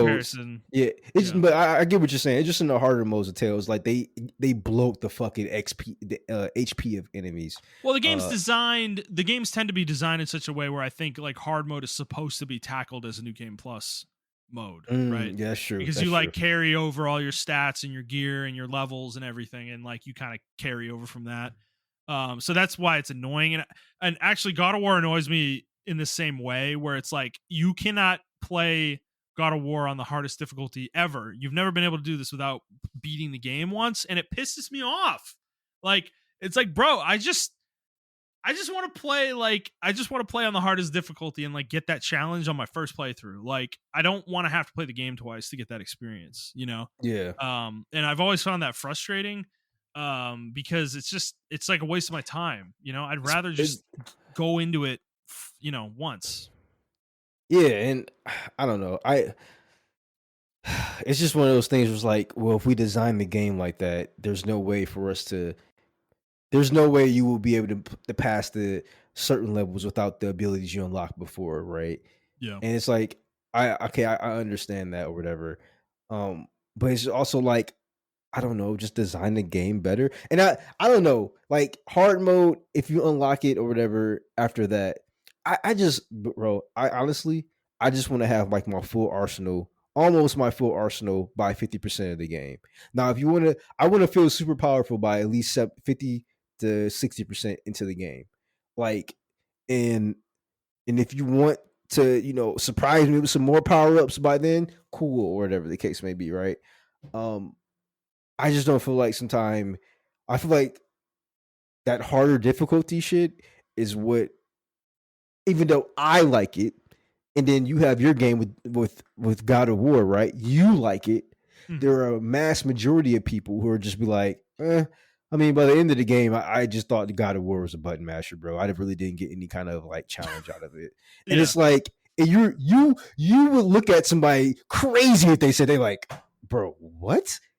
And I would look at somebody crazy like that, but they didn't understand the full They didn't concept of play the it on hard game. difficulty. Yeah. Yeah, because the game didn't force them to use your full arsenal to challenge. Like in my opinion, that's what like Scarlet Nexus is a big example of that. Like you have to get bond levels and stuff like that in that game to unlock the full potential. Even though I actually like the story as well, and I like the characters they introduce and Yeah. everything. But some people don't want to play through all that bond level shit, bro. Like some people want to. They're like people who beat the game were like they saw me post my gameplay clips. I didn't even know you can do that. What the fuck? You can do Yeah. that? Yeah, you can Yeah. do that. Like, but you just have to unlock the shit. Now I will say Scarlet Nexus, even though it's like a 25 to 30 hour game, you can unlock almost 90% of your skill tree within the first playthrough. And I do appreciate it with that. Mhm. I was Yeah. doing crazy shit by like 50%, 60% into the game. And I do appreciate that. I just don't appreciate how they give you the rest of the party willy nilly 50% I mean, 75% into the game. And you're like, oh, okay. Now I have a whole new arsenal to learn. And you have your combo, your bread and butters, what they call them. You have your bread and butters. I personally just don't like when they just add shit to add it or whatever. I like Yeah. slow, methodical adding. And I Yeah. think even though, like I said, Sekiro's not in the same field as a character action game, um, that's what I appreciate about Sekiro, Neo 2 in particular, and in Sekiro because you have everything and then they add shit like you can use this. Do you need it? Well, Probably like not. But Sekiro, dude, you that's why Sekiro is so good. Because so what do they add in the game? Like the Mikiri counter? Like that's it of substance, basically. yeah, that's it. That's And pretty much it. And then that's you like get the your one you get your armed power ups, but you don't need oh those. true. You don't really need those though, I would Yeah. say. And like, yeah, so but I think that's why Sekiro is so good because it didn't fuck around. There's no bullshit in that game. Like there's no like there's no fucking section where you're doing like a fucking glider race against somebody, or whatever. It's like or Could you imagine fucking that? oh my god. Or like a section where you're like you got like a bow and you have to go like fucking snipe 30 dudes in a row or something. Like Yeah. there's no section like that in that game at all. Like it is pure meat the entire time. Like that's why I love Sekiro because it's so focused that way. It is what it is, and it's that the entire time, pretty much. It doesn't fucking like distract you, get away from that. And I think the other part is what we're talking about with difficulty is that the game doesn't have difficulty levels. It is one defined difficulty level, and that is it. And New Game Plus makes it harder, blah blah blah blah. Sure, if you want that, right? But like, I didn't care for that in this game because the game gave me the experience I wanted in that first playthrough, dude. Like, where Yeah. it is sufficiently 100%. challenging. It's sufficiently challenging in that first playthrough, and I want all these character action games to learn that lesson from Sekiro. Like, stop with the bullshit, with the distractions, and give me a steady difficulty level throughout that entire first playthrough that is challenging. And Well, if you want to put an easy mode in, sure, go ahead. Great. You can do that. That's not a problem. I'm just saying for people who want like a normal experience, the normal level of difficulty should be somewhat challenging. yeah, and I have to get further in Final Fantasy VII remake or rebirth. But I feel like that was also a key thing with Final Fantasy VII remake. It was so focused and it Yeah. respected my time so much. Yes. Like Rebirth is the literally couldn't be further away from that. And it like the thing is people would argue people would absolutely argue with me, and they're not necessarily wrong, is that yes, it is a way larger game, it's huge, it's bloated, but everything is super high quality in the game, and I yep. think that is Okay. largely true. I think the open world is really the one big question mark for me, and the sheer number of mini games is too much at a certain point in the game. But that is ultimately my point, is that I don't think the game does respect your time. Like, it's just like, do all this bullshit, do this, do this, do this. Here's fucking 6 zones that are gonna take you 10 hours each to get through, and then here's 30 mini games that you need to fucking play and do all this side shit. And then there's, oh my god, there's Fort Condor, Yeah. there's fucking Queen's Blood. It's like, okay, god damn it, like, focus, guys, like, fuck.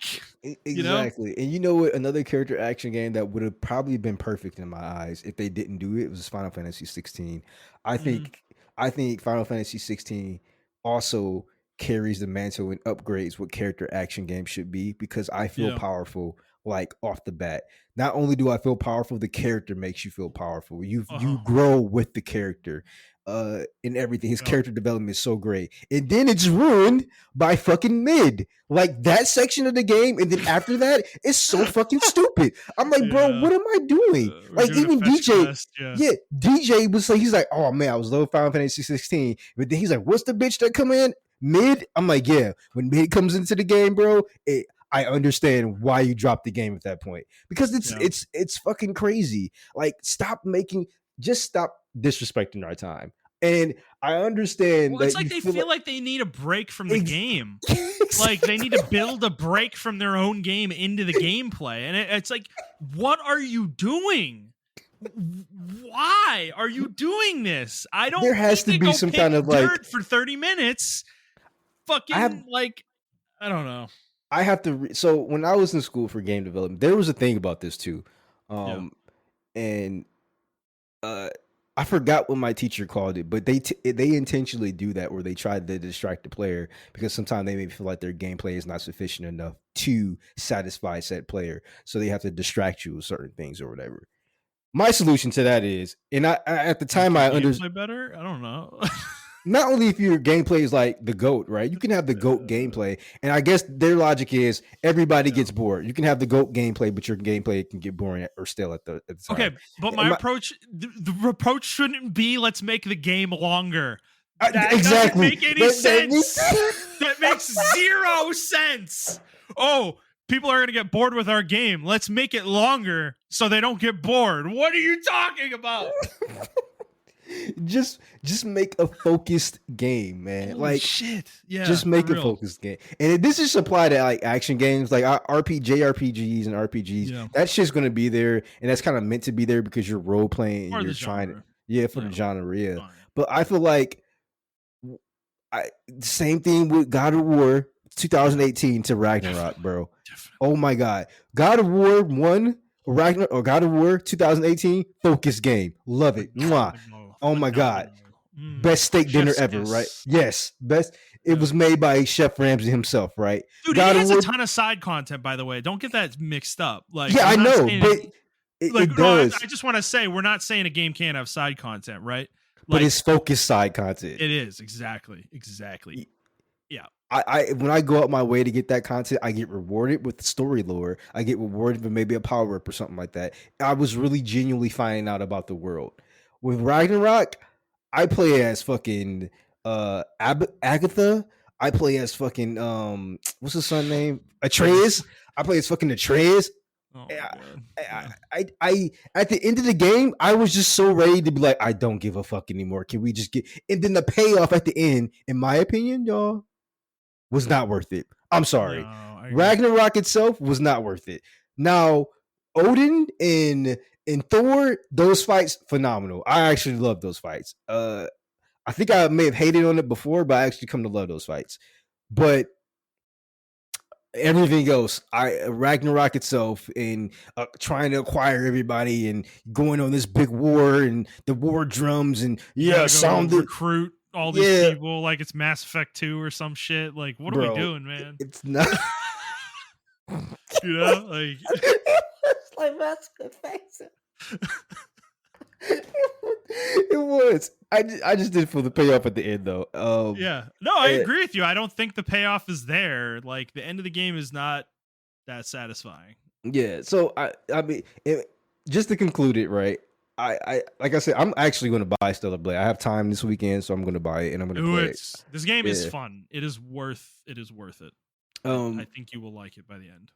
Yeah, and I've gotten past all the bullshit, and I know what to expect of the game now and everything like that. I never said the game was bad. Just to, y'all can go back and check. I never said the game was bad. It just wasn't what I wanted. Yeah. Um, but yeah, I'm gonna give it a shot.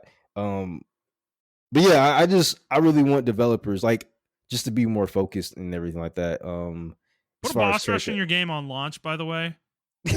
Like, what are we doing here? Like, it's so obvious. Like, I feel like most people who like Stellar Blade like fighting the bosses. That's the best part of the game by far.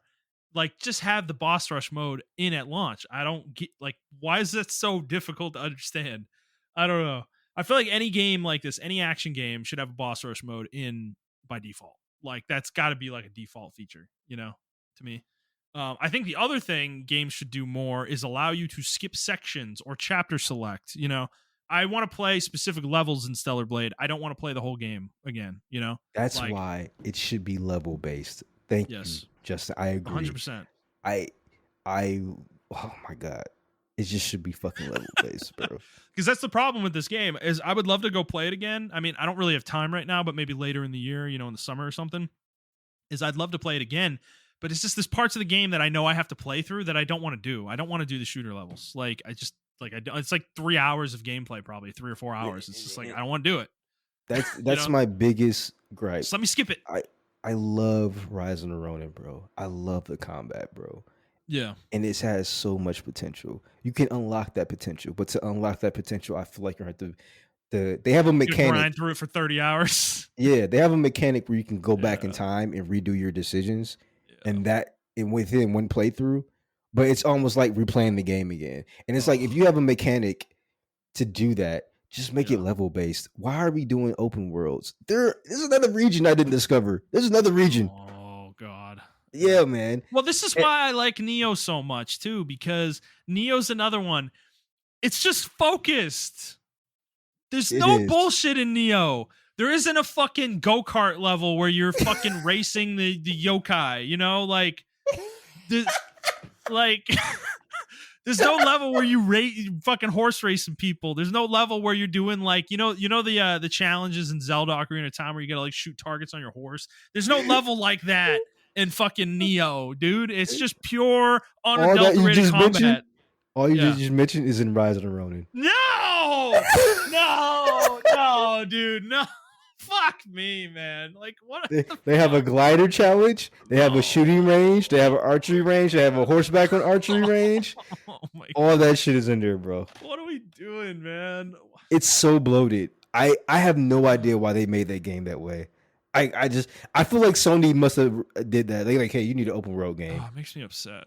It's like I really want you to play it because maybe I'm tripping. Maybe I'm just like maybe you could come in like Montrell's not that bad if you just blaze fucking through it. Tell. I'm gonna feel the same way you do. Dude, Neo 2 is perfection. Okay, like it is a perfect fucking video game because it's all fucking meat. There is no bullshit in this game. In that game, dude, it's like Sekiro. It's oh God. I think the only thing in Neo 2 that I would criticize is the item management. It is a lot.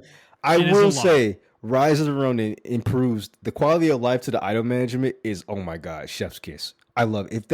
If I can use the item management in Neo 2, I would be like, yo, I'm going back to Neo 2. Well, the thing with Neo 2, and this is what I would say to people who are like afraid of the game for the itemization is largely in your first playthrough, this is what you do. If you don't want to waste time with the item management, is there are filters in the game where you can select all certain categories of items.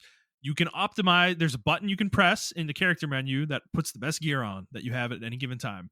Mm-hmm. Press that button, and then you hit the filter menu, and you select all not equipped, and then you disassemble, and then you move on to the next level.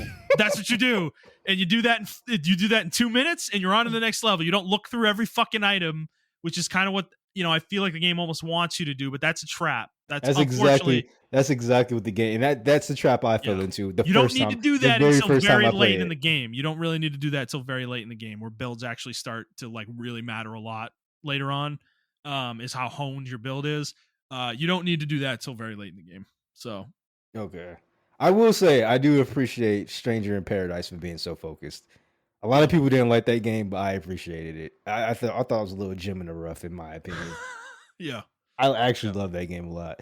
But yeah, that's all I had though. So Okay. Well, one thing I didn't mention with Stellar Blade 2, and Montreal's already tired of this, but the soundtrack in Stellar Blade, oh fucking yeah, oh, mwah, yeah. beautiful. It is so fucking good. I'm obsessed with it right now. It's just it is amazing. There's so many fucking banger tracks in this game. The boss fights, like almost every boss fight in the game has a unique track, which is fucking crazy, but they're awesome tracks.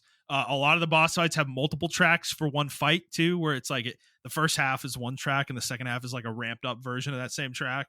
Um, there's a lot of dynamic music in the game too, where there's kind of like a chill version of a song for an area, and then when you get in combat, it kind of like kind of upticks and is a little bit more higher pace, or whatever. They do that a lot in the game, which is really cool as well. But dude, there's so many levels in this game that just have like really good music. So it's a very diverse soundtrack too. Don't get it twisted.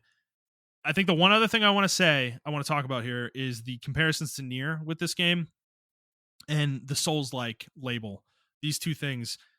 I'm getting really tired of the way we talk about games because I actually think the way people are talking about this game is injuring it in the sense that comparing it to Nier number one, because Nier is a very obvious inspiration. That is true. You will feel that throughout the game. I'm not going to deny that whatsoever. That's true in the music, the level design, the character design, and even really not the combat. Actually, the combat is like very different from Nier. But in all those other things, it's definitely got a lot of Nier feelings in it. I think the thing I came away from the game with though is that ultimately it used that as a starting point and kind of took its own path after that. And I think that's true in all of those areas that I just mentioned, especially the music. People are saying this sounds just like Nier's soundtrack, and that is true for some of the tracks. But dude, there are some tracks that are like so far away from Nier that like it's like a completely different genre of music. Like there's so many different genres of music in the soundtrack. It's crazy. So that comparison's frustrating me because I think people are coming in with the wrong mindset that this game is like worse Nier, and yes, it's worse than Nier. Literally, is worse than Nier, but it's its own game. Is what the point I'm trying to get across. And that's the other part with the Souls-like comparison that frustrates me is this game's combat is not Souls-like. Like we got to stop doing this where it's like it has certain elements of Sekiro certainly, and then some of the level design is certainly emblematic of Souls games for sure, but it's its own thing at the end of the day. It's way more of like a in between of a Souls like in a character action game, and it kind of finds its own niche in the middle. And I hate that we're being so reductive in the way we talk about games like this, where and frankly that label, that Souls like label, is turning people off from the game because they think the Yeah. game is hard because of that label. This game is not fucking hard, okay? Like I'm just gonna say Or that they, now. Like or they it's may go into it like I did, thinking yes, of a certain play style that soul like yes, games have associated with it. When you're right. telling me like it actually evolves from Bro, you can that be certain. so aggressive later in the game, like to the point where I was telling DJ earlier, like if you're good enough at this game, you can stagger lock bosses almost. Like like there you have that many tools at your disposal. Like it Eve becomes so fucking powerful, it's insanity. Like it's completely crazy. So um so that's why I get frustrated with that label because it is so reductive and it's turned a lot of people off from this game, and I'm trying my best to just like put it out there that's not what this is. Okay, like when you get into it and you will play it, you're not going to come out of it thinking it's a Sekiro clone. Like you are not going to think that. Trust me. And like I said with difficulty, like obviously your mileage is going to vary. Everybody's got different skill levels, right? I'd say Montrell and I are probably above average players for the most part. I didn't have trouble with this game up until the final two bosses. I probably didn't die on a boss more than twice, probably up to that point. Those final two bosses are a severe, significant uptick in difficulty. The second to last boss, I probably died to, I don't know, 5 or 6 times. And the final boss for the secret ending in particular, that boss kicked my ass. I was fighting that thing for over an hour. I think I died like 20 times probably on that thing. So it was, the difficulty is there later on, but I would say like it's an appropriate time for it to show up though, because you have all the tools unlocked. You're as powerful as you're going to be. Like the game's kind of gone easy on you for the most part. Like these bosses are like they're definitely very imposing in the way they look and their attack patterns and stuff like that, but you have so much at your disposal, so much healing and items that you can use. Like you can kind of struggle your way through a lot of these fights. Um so yeah, just get disavow yourself of that notion that this is like a super hard game. It's not. Also, there's an easy mode if you are finding it difficult. So that completely nullifies any discussion of this game being hard. It's like there's literally a mode, there's an option in the game. I don't know if this is on by default on easy mode, but there's an option where like when an enemy attacks you, it will put on screen briefly the button you need to press in order to parry or dodge, and you can press it in that time frame. So like this game tries as hard as it can to hold your hand if you want it to. Like it's worth playing, as a result. So don't sit here and think this game is super hard. So yeah, that's it. I said my piece on it. All right, Montrell, we've been going for a while here. Let's get into the news. We got a lot to talk about today. And we're going to start with Microsoft. Oof, they're having a rough week, boy. So Microsoft closed a bunch of studios from Bethesda, including Redfall developer Arcane Austin, Hi-Fi Rush, and Evil Within developer Tango Gameworks. And then Alpha Dog Games, Roundhouse Studios as well are also getting closed. I think Roundhouse is actually getting absorbed by the Elder Scrolls Online developer, ZeniMax Yes, they Online are. Studios. Yep. So they're not going to be their own developer anymore. But so these are a number of cuts here coming. And these were all Bethesda studios that are getting cut. But there was an email today, or I think it was yesterday, from Matt Booty, who's the head of Xbox Game Studios. He sent this out to the company afterwards. So I'm going to read this. This is very lengthy, so bear with me here.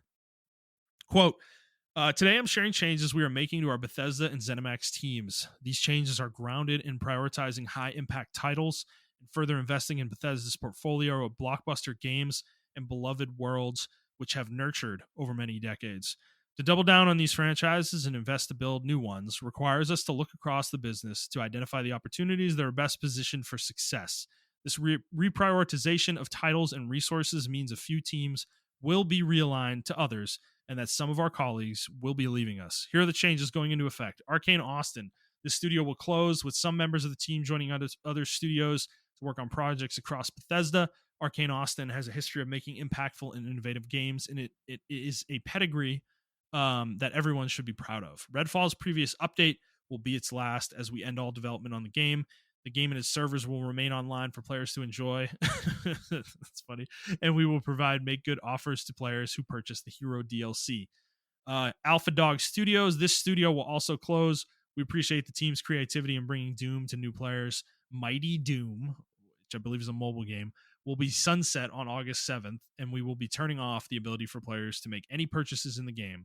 Tango Gameworks. Tango Gameworks were also closed. We are thankful for their contributions to Bethesda and players around the world. Hi-Fi Rush will continue to be available to players on the platforms it is today. Then Roundhouse Games. The team at Roundhouse Games will be joining ZeniMax Online Studios. Roundhouse has played a key role in many of our recent game launches. Bringing them into ZeniMax Online Studios to work on the Elder Scrolls Online will mean we can do even more to grow the world that millions of players call home. With this consolidation of our Bethesda studio teams, so that we can invest more deeply in our portfolio of games and new IP, a small number of roles across select Bethesda publishing and corporate teams will also be eliminated. Those whose roles will be impacted will be notified today, and we ask that you please treat your departing colleagues with respect and compassion.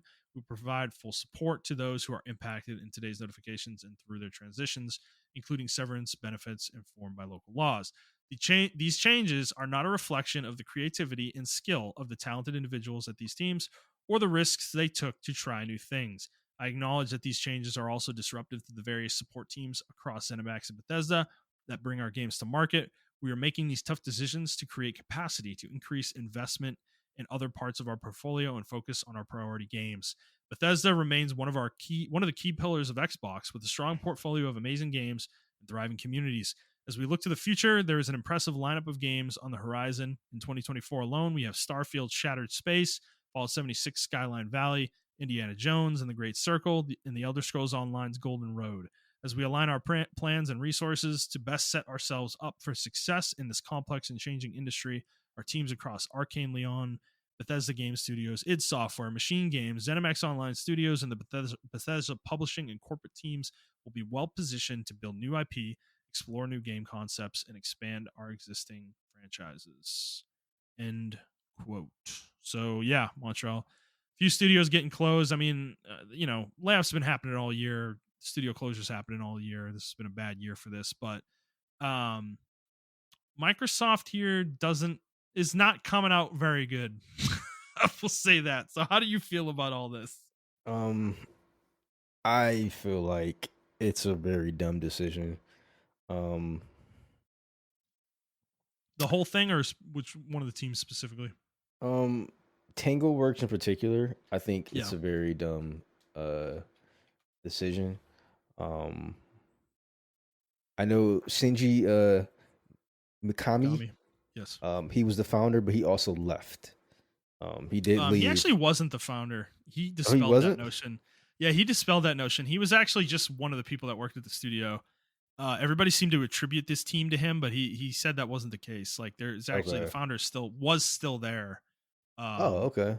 Yeah, as a because I even disclosure. look on the Wikipedia and it says he's the founder, which is interesting. Yeah, Uh, I don't believe that's true. okay. Well, in that case, he was one of the starting people there. Um, and I don't know. They made some really cool different games. The Evil Within was one of their biggest franchises that a lot of people seem to love. I like the Evil Within one. I didn't play two, but I heard two improved on one a little bit, or a lot Yeah. of bit rather. But I didn't play it, unfortunately. I did play the Evil Within one though, and I liked it. It needed to be fleshed out a little bit, but I see where they were trying to go with it.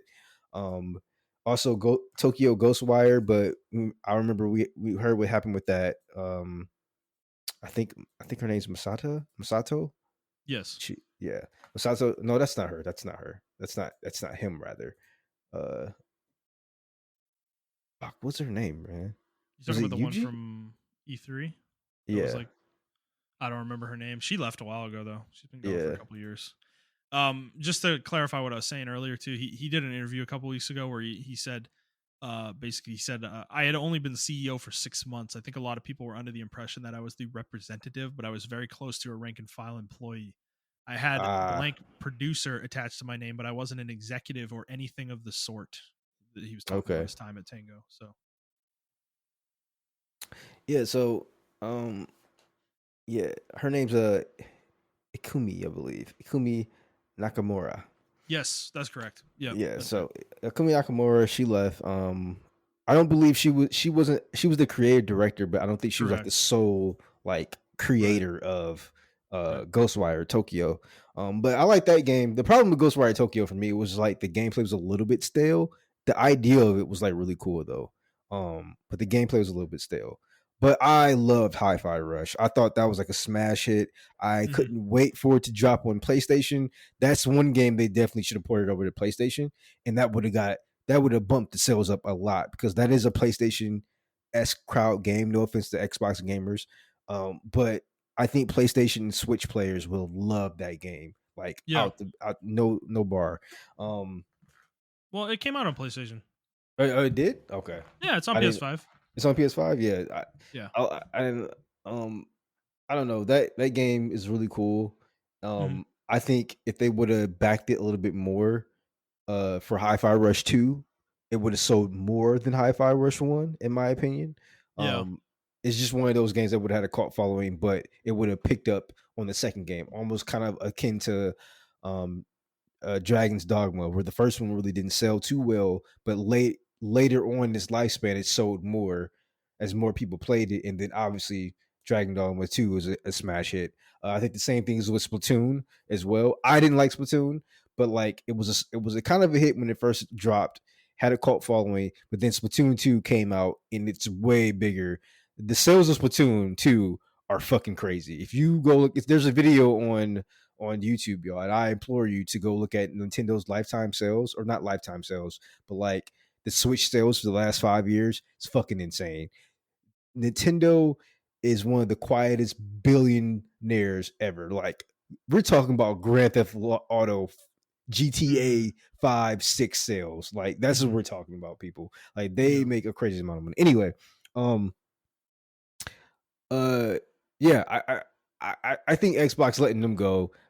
Arcane Studios, while Redfall was a blunder, I still, even though I personally didn't like Dishonored, I know a lot of people who love Dishonored.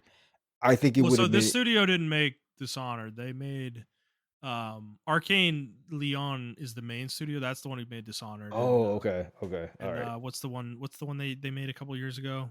Deathloop, Deathloop. Deathloop. Yeah, Yeah. this studio actually made the Prey reboot from several years ago Oh, that I actually liked that game. I liked yeah. it. I know a lot of Yep. people didn't like it, but I liked it. Yep. Because it was so different from the other Prey, but they still incorporate the same thing. Anyway, um, yeah, Redfall was a blunder. Um, I guess that's the right decision for that game because I just don't know what the fuck they were thinking with that Yeah, game. but dude, isn't this Microsoft's fault though? Like, isn't Arcane getting punished? Aren't these all these studios? All these studios getting punished for Microsoft's management? Like, they have direct Yes. control to change the trajectory of these studios, and they're not doing anything. You know, Yeah. No, I um, agree. I agree with you. I. Tango's Is so it, fucking frustrating though. I when you sent this over to us, like, dude, I was fucking flabbergasted. I was like, "Are you serious? Like, are you serious? Like, Hi-Fi Rush was one of the most well-received Xbox games, like, I can even remember, you know? Like, well, like, the icing on the cake is for him to say we need to make shorter, better games, and it's like Hi-Fi Rush, bro. you What the made fuck? it. It's here. You It's made right it. Yeah, there. The Steam yeah. made it. What are you talking about? What? Like, no, dude, no. This guy Matt Booty, like, I'm gonna be honest. I think this dude's a fucking hack, bro. Like, I think he's failed. I think he's failed upwards. Like, that is the vibe I've gotten from him the whole time, and I'm continuing to feel that way. And I think the public the public swell has the tide has turned against Phil Spencer. Yes, Because I don't know if yes. you've noticed this the last few days, and I've seen this from several major outlets basically calling for him to get removed. That it's time for different I leadership at I Xbox, I think it is, man. which is interesting. I It's think it is certainly interesting, time. but I think it is yeah. time. I respect Phil a lot.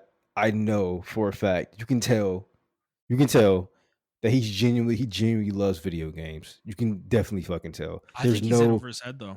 yeah, There's there's no I you know what? I think he tried to approach Xbox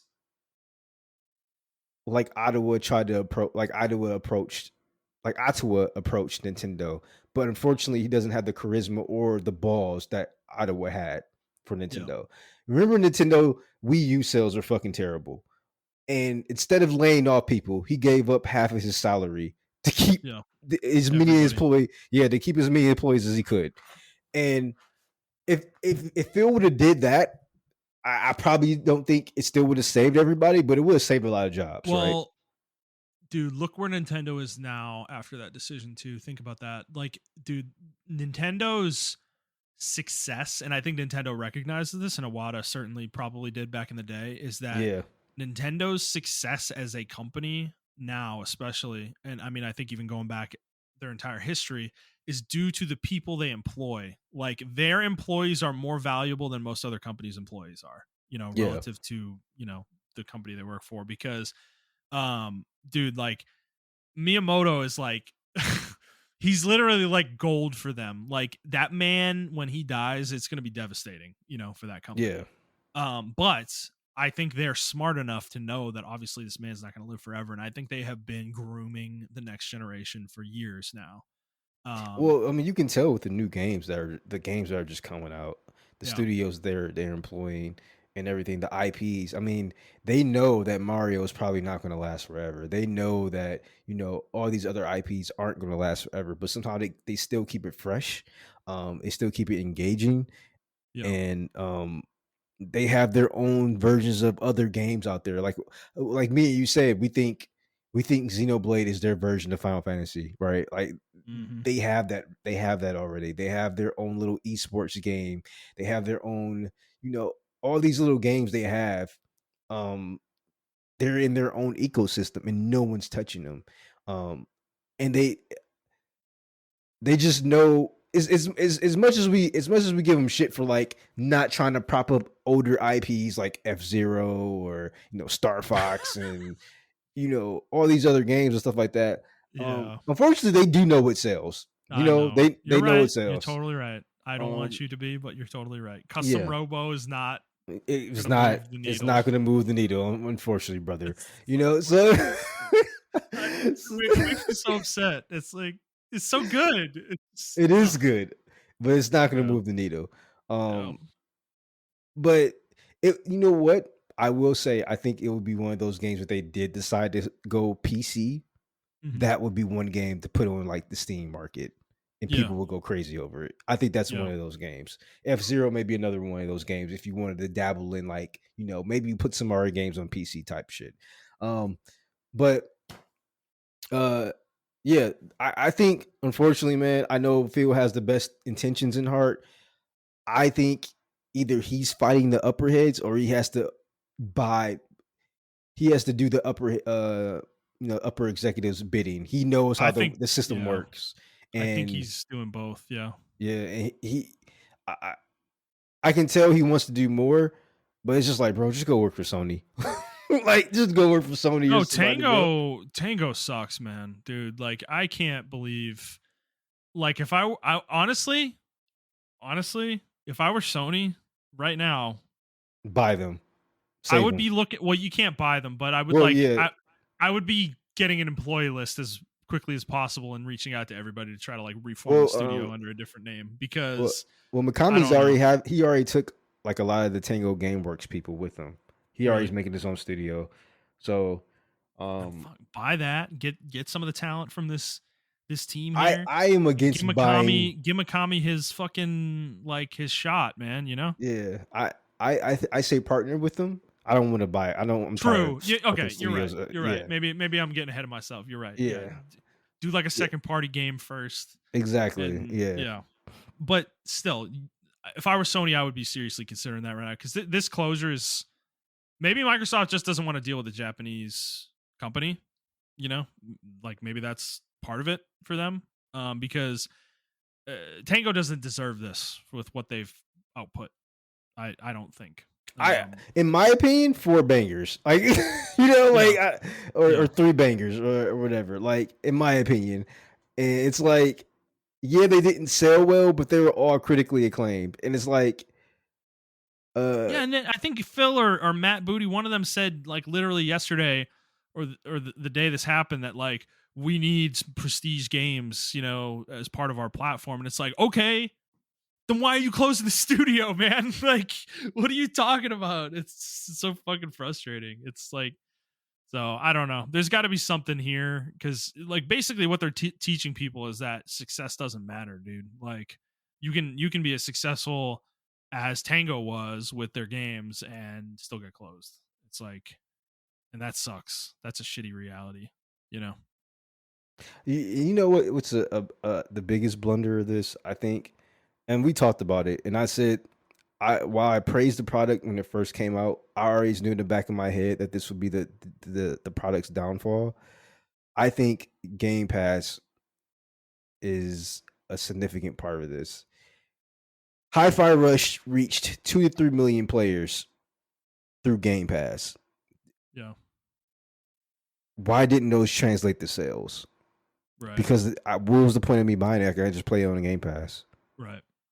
You see what I'm saying? And it's But like, that's where it's like it becomes hard to quantify what the value of a studio is, right? exactly.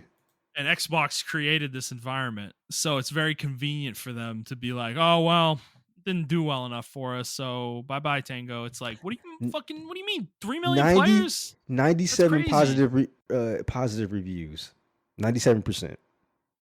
Yeah, Like, yeah, are you kidding me? Are you kidding me? it's just sad. No, that's what I'm saying.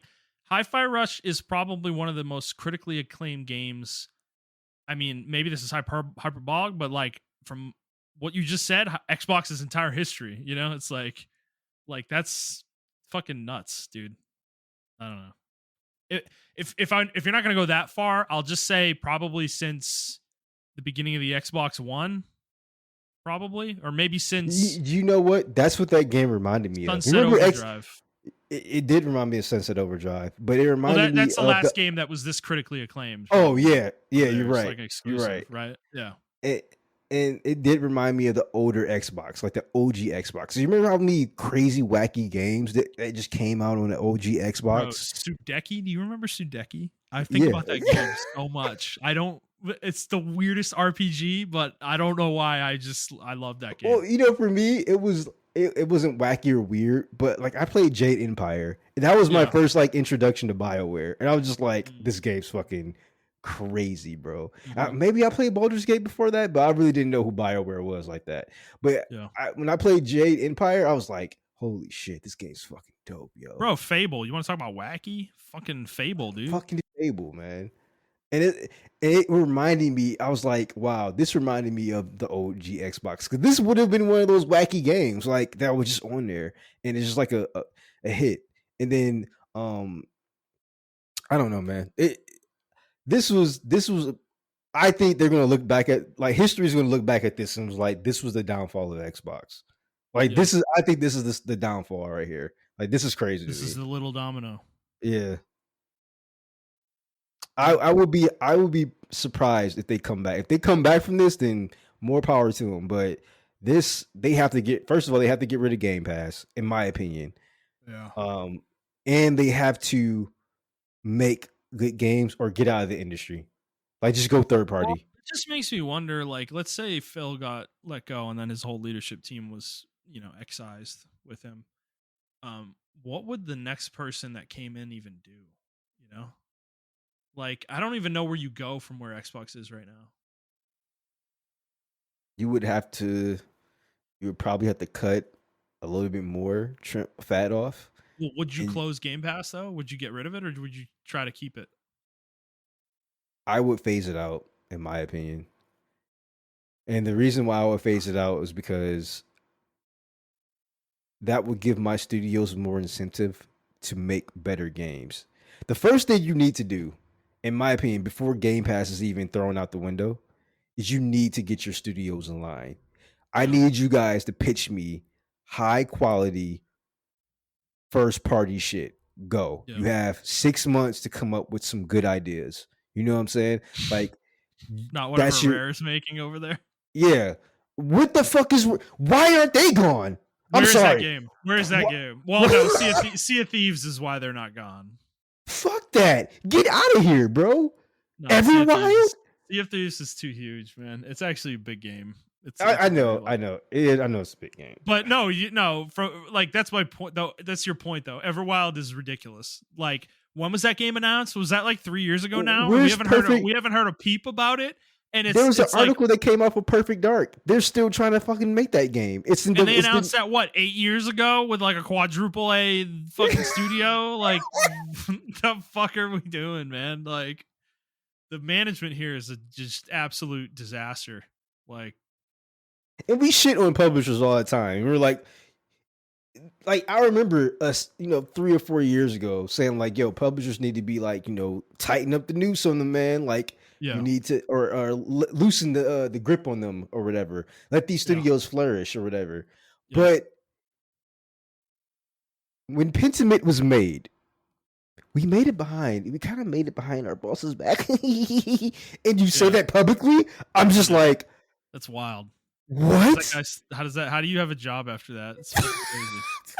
Like, can you imagine? Did you know how pissed I would be? Like, yeah.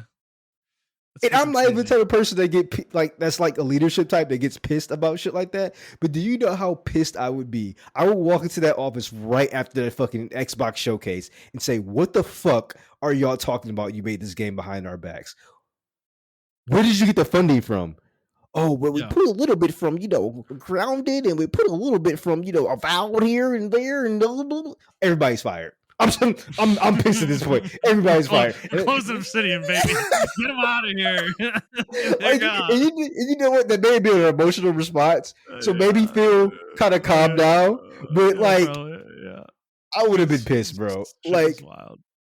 I would have called Phil if I was one of the execs over Phil. Like, yo. Yeah. Get your shit together, bro. They just undermined you. You see, I don't know, man. Like it's like I gotta look up. Was this real? I feel like we referenced this article a lot. I remember we covered it on the show, dude. But it's like was this like a fever dream we had today? Like I don't. Yeah, you know what? Maybe it didn't happen. I don't know, man. Like because I've never heard anyone else talk about this before, and I don't know. I remember the artitle though. You remember the article, right? We were still in the closet when that shit came out. I don't think it was that long ago. Bro, we were either in your closet or we were in my closet. I think we were in your closet. We were still in the board games closet. Maybe. Yeah, because all I'm seeing are articles about how the Josh Sawyer said, I never would have proposed making Pentiment without Game Pass. You know? No, bro. And they must have. That wasn't what he said, dude. No, bro. I remember this article, man. I need to find this. This is gonna piss me off, man. This I almost need to go back. I gotta go back through our old shows. But why don't we use this moment to transition to the next article about Xbox, which is the showcase that got announced, which is coming on June 9th. This is their E3 yearly showcase they've been doing, where they're probably gonna talk for an hour 20 minutes about games coming up in the next year. And I mean, to our point, what do they got? I mean, they got to put up or shut up, dude. You know, like this shit better be. You have to fire, like absolute fucking fire. I need release dates. I need gameplay. No fucking. This better not be another one of these limp dick fucking cinematic filled fucking showcases. Okay. I don't need no more Halo. I don't need no more Forza. I need some shit. Fable. I need Fable. I need Fable. I need a date, a release date for Fable. I don't necessarily need a release date. I just need gameplay. Real gameplay. Show me a gameplay segment of this game. No, bro. I need a release date. I'm sorry. Okay. I need a release date at this point. Hey, fair. I'm not gonna fight you. Not gonna fight you on it. You're right. I'm sorry. You just closed like 3 game studios. I need a release date, bro. I need you to justify this. Yeah. Well, I also need an explanation of why Hellblade 2 took 7 years to make when the game is 8 hours. That one's a joke, but that would be nice. I mean, literally, dude. I'm not fucking lying to you. Like, it better be the best $7 of my fucking life, man. An hour per year. Actually fucking horrifying to think about. I mean, what other games though? What other games do we think are coming here? Like, are we gonna get something from Bethesda? I'm sure they're gonna show the next Starfield expansion, right? Yeah, they're probably gonna expand on Starfield. We're not getting on Elder Scrolls. Probably not. Too early. I can see Xbox scrambling right now. Hey, Todd, please, God, do you have any? Give me a Fallout teaser, Todd. 2032, baby. I need a teaser for Fallout 5. Give it to me, man. We gotta get the people hyped. We gotta have something, man. We gotta have something. Yeah. Oh my god. Another Doom ID software coming in with Everwild gonna pop back up. Oh, I mean, fucking god. Don't another Forza game, probably. I'm sure. But that's rare, a couple years, right? I mean, just Sea of Thieves, bro. We're probably gonna get a Sea of Thieves expansion. Avowed, probably more Avowed gameplay. I would assume more Indiana Jones gameplay. I would guess. Yeah. Maybe more gameplay of that 4X that they're working on. I forget what the fuck that one was called, but that 4X game they have. Yeah. Man, what else is there? I mean, obviously we're not going to see Perfect Dark. We're definitely not seeing Halo. Not even sure I want to see Halo. I don't want to see Halo. They killed that franchise for Gears? Me, I'm done. There's Gears. I feel like there's some rumors percolating though about Gears. I think people just want Gears. I don't think Gears is coming back. They just want it. Yeah. Yeah. Gears remake, like Gears 1 remake or something. Didn't they already do that? Re-release? Does Gears even need to be remade? No, it's perfect. What are you talking about? Yeah, I know. Gears 1 is super good, dude. Like you're totally right. Like it feels unnecessary. What are you talking about, man? Yeah, no, Gears 1's excellent. The trilogy is fucking perfect, bro. 2 and 3, yeah. like, oh man, come on. They're really good. 2 is, fucking 2 is, dude. When you're underground and you're in that fucking castle, or fucking level's so cool, dude. That shit is awesome, man. I love that level. Fuck. Trying to think what they else, they man. they man. I got so Listen, many studios and I can't even think of games. Like, what the fuck? Oh, the Blade game, exactly, maybe? Like the huh? Blade game from Bethesda.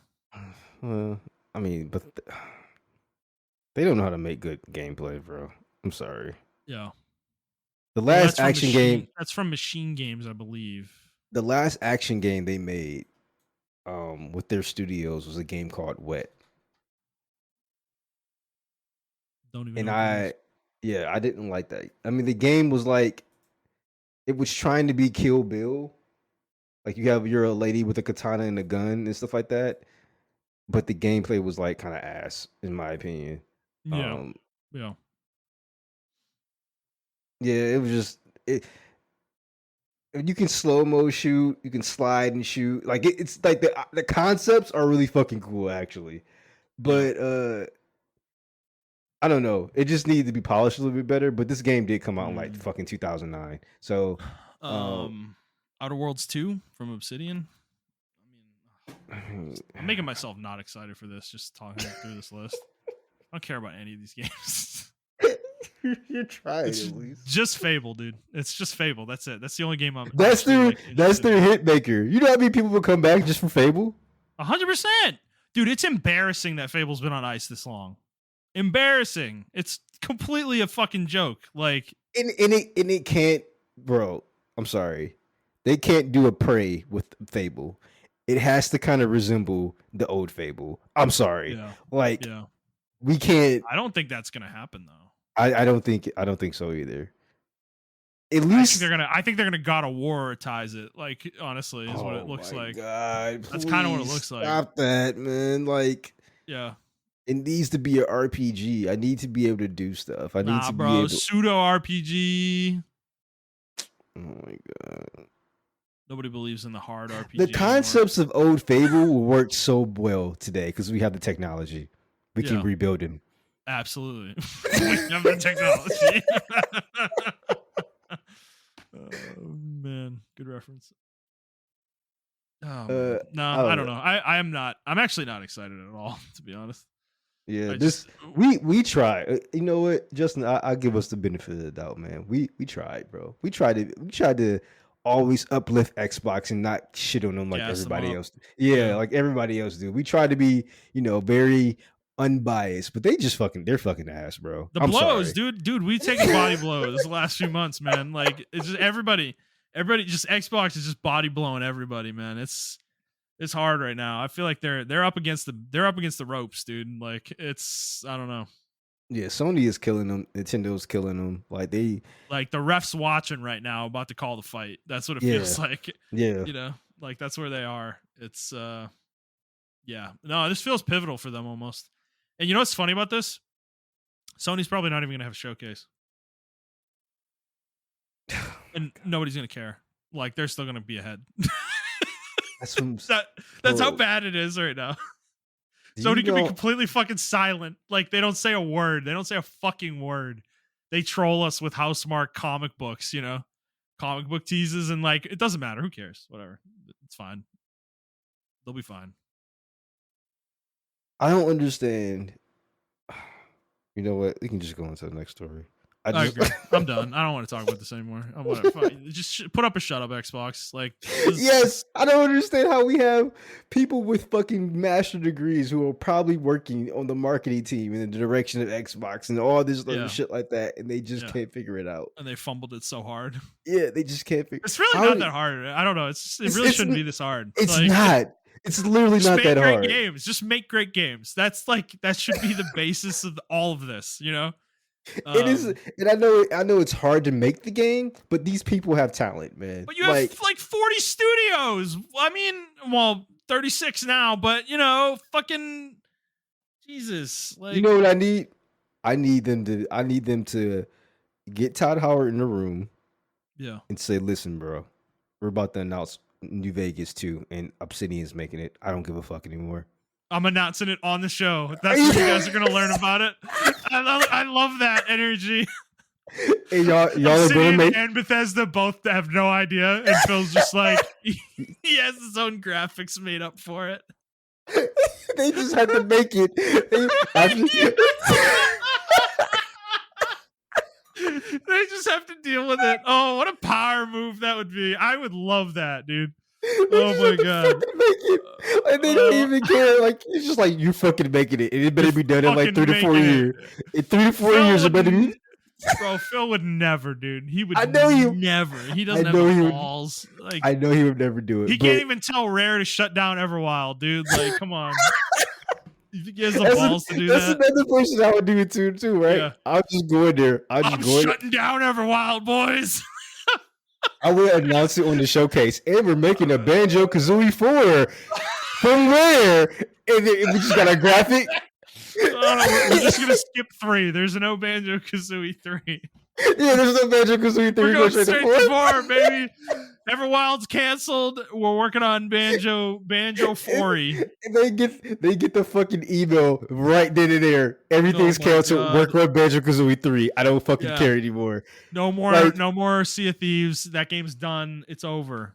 Banjo. No, they can still work on Sea of Thieves, but you better How fast would Phil be fired? He wouldn't be fired. He's the fucking CEO. Yes, he would. He can't do that, dude. Like, that kind of shit. It would be hilarious, but that would be amazing. If he was getting fired, that would be dope if he just did that shit off the door, and everybody just had to live with it. I guess he's gone. Like, everybody's like, so where are these games that he announced? Actually, guys. Do you remember when they showed Final Fantasy VII Remake way back when CyberConnect was working on it, and they labeled Tetsuya Nomura as the creative director, and he didn't know? Wait, really? I didn't know that happened. He found out through the presentation. He was like, yeah, I didn't know I was the creative director for this game. He's like, that was news to me.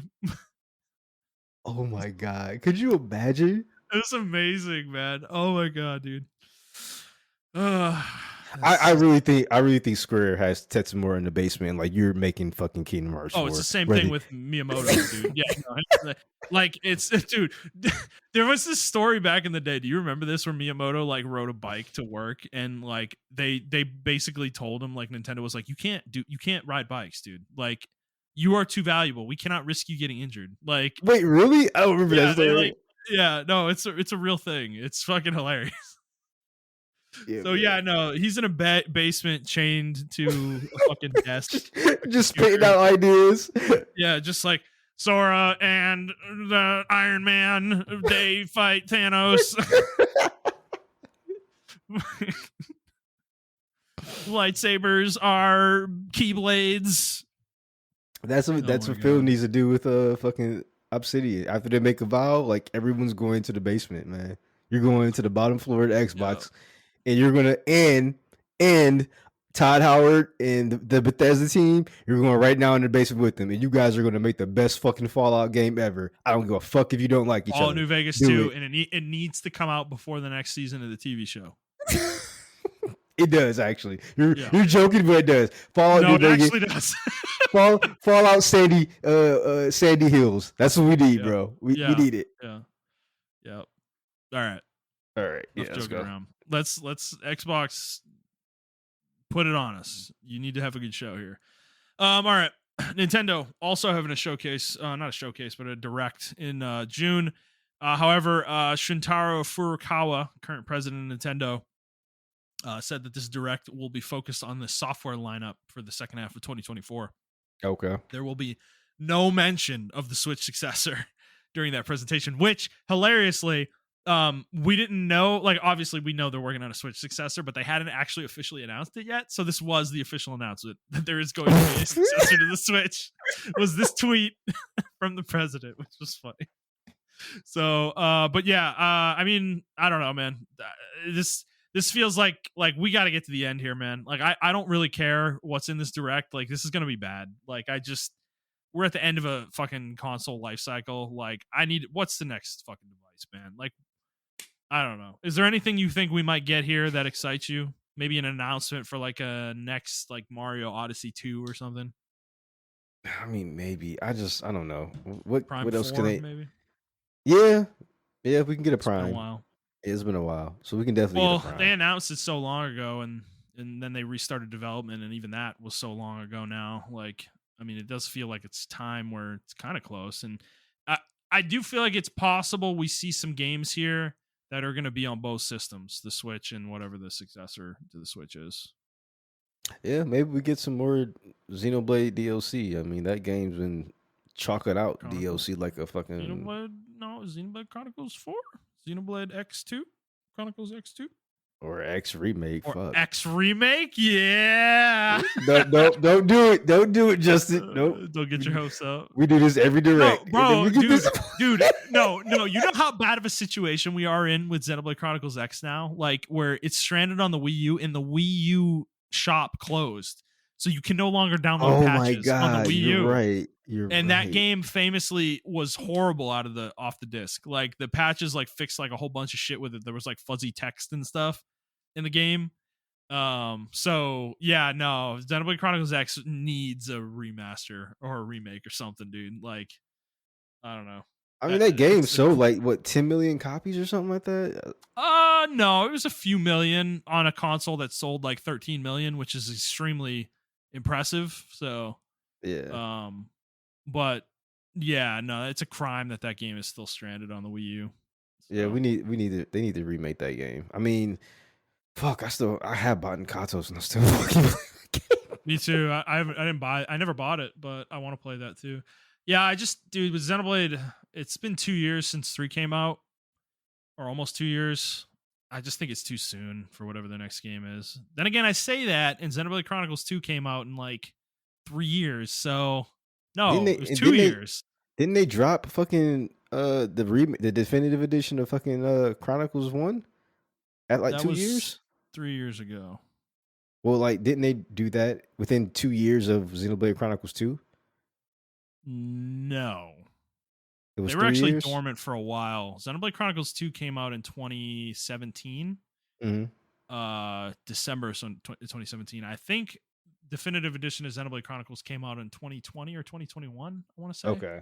All right. That was That like makes May. So there was like a pretty large gap there. And then Xenoblade Chronicles 3 came out 2 years ago in 2022. Honestly, I only think they remade definitive edition, to be honest with you, because of Shulk on the Smash. I think he was on Smash, and then he was like he has definitive edition. I think he was a popular character. But yeah, Yeah. So I don't know. I think it's a little too early for that, probably. But I don't know. Give us a fucking F-Zero game or a Star Fox game. I mean, it's the end of the console cycle. What can hurt it? I'm sure they would sell 10 million just cause. So Yeah, why like not? what can hurt it at this point? Like you're not. No, the thing is, Montrell, my Switch has been neglected for so long that I'm not even sure where it is right now. To be totally honest with you, I don't even know where my Switch is. But if they announced a non-gimmicky Star Fox game, one that wasn't motion control bullshit, That's what they need. I'm there. I'm pulling it out of the closet or wherever it is. Hey, what if they give us a Star Fox Adventures too? I would probably play that. I'll play it. I'll play it.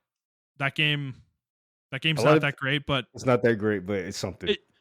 Well, it's not that great, but it's like we're so starved that in my head I think it's a 9. You know, it's like when in reality it's like a 7 or a 6. You know, it's like it's just I want Star Fox that badly. You know, I do remember having fun with that game. I wasn't thoroughly it's not a impressed. terrible game. It's not a terrible game. Yeah. Yeah.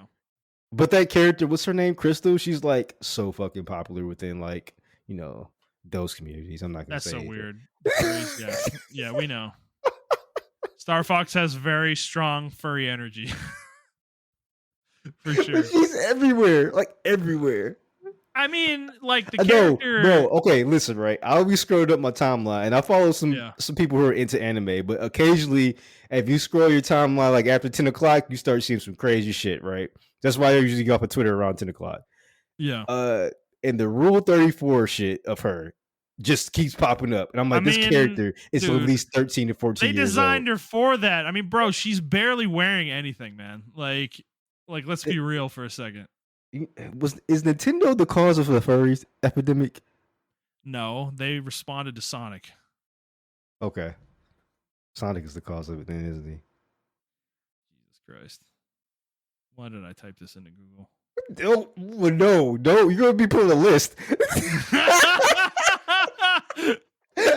Oh, I mean, I haven't seen anything like bad yet, but You're going to. What if Amanda walks in? Take that shit off. Take She's gonna be like, "What the fuck?" Yeah, no. All right, we're gonna close that tab. Yeah, I hope you're in incognito mode. Yep. Nope. Just raw if anybody search ever that. needs dirt on me, I search for Star Fox Crystal. Yeah, just raw search that. It's crazy. No, really, I didn't see anything horrible, so good. Fine. But yeah, no, a new Star Fox game would be fun, but that's never gonna happen. So let's stop fooling ourselves. Sorry, let me say it better. A Star Fox game that's actually good, it's never gonna happen. Because I mean, it's not like Star Fox. What was it, Guard or Zero? Star Fox Zero. That wasn't that long ago. Realistically, I think it was like 2016, right? No, really? Yeah, that's 8 years, man. Star Fox Zero release date. Yeah, April 21st, 2016. Bang. See. I mean that's 8 years though. That's a long time. So it's not that long. For Star Fox, I mean, that is shorter than the time frame between Zero and the game before that, Assault, I'm pretty sure. No, didn't they release a DS game, Commander? No, that was, I guess.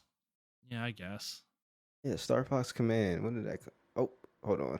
Oh, no, it was 2005, actually. No, 2006. Yeah, no, Star Fox Command came out in 2006. Okay. And then there was Star Fox 64 3D in 2011 was the remake of Star Fox 64. I know that sold really well, actually. It had to, in my opinion. And where's Star Fox? I guess they made Zero off of that, and it was horrible. Oh, yeah, probably. It was received like shit. Fucking God. I fucking hate Nintendo. You don't hate Nintendo. I know, I don't. I guess you can count. Didn't they remade Star Fox 2, right? Like they remastered it or something like that and put it on the classic. They released it on the Super NES Classic raw, as it was when they were done with it when they canceled it. So there's like unfinished levels in the game that you can play. The fuck is Star Fox Guard? That is a real thing. I don't remember what it is though. A tower defense game? It was a separate disc on the first print of the edition of Star Fox Zero. Wow. Montrell, I almost need to play Star Fox Zero. Why is there a picture of Pigma with Peppy and Star Fox like together? What happened in this game? I don't fucking know, man. Whatever. The gameplay was too bad. I couldn't pass the first level. Yeah, I know. All right. Anything else with the direct you think is going to come? Any other predictions, thoughts? Zelda, Breath of the Wild. I think Odyssey 2 is a decent shot. Yeah, Odyssey 2. I mean, cool. I know it's so like hotcake, so whatever, man. Y'all like it. I love it. It's a typical Mario 3D platformer that has superior fucking platforming shit, and it's just perfect. Oh my god. It's not. It's just whatever, dude. It's not that good. It's perfect. Whatever. Quantity over quality. Quantity over quality. The platforming is excellent, but the rest of the game sucks. We're gonna get Tears of the Kingdom DLC. You think so? Yeah, I think so. That's such a waste of time. Just move on. It is. Just move on. I don't need that. Yeah, we're gonna get Tears. It's gonna be like $40. The game is Nintendo's version of a bloated open world game. So, do we really need more? Whatever. The drooling fucking rabid fanboys will be like, "Yeah, oh my god, are you kidding me? Oh. Yeah, I want to run around with Link for 20 more hours collecting fucking Deku seeds or whatever the fuck they're called." Bro, that's what's gonna. Korok says that they're called Deku seeds. That was when Zelda was good. we're gonna get. They're probably gonna add another region, even though that game's already fucking huge. Um, Probably gonna add another region or something like that. They're gonna add some kind of DLC to it, How does man. that game even run? It actually, from what when I saw my wife playing it, because she beat that game, it ran pretty stable.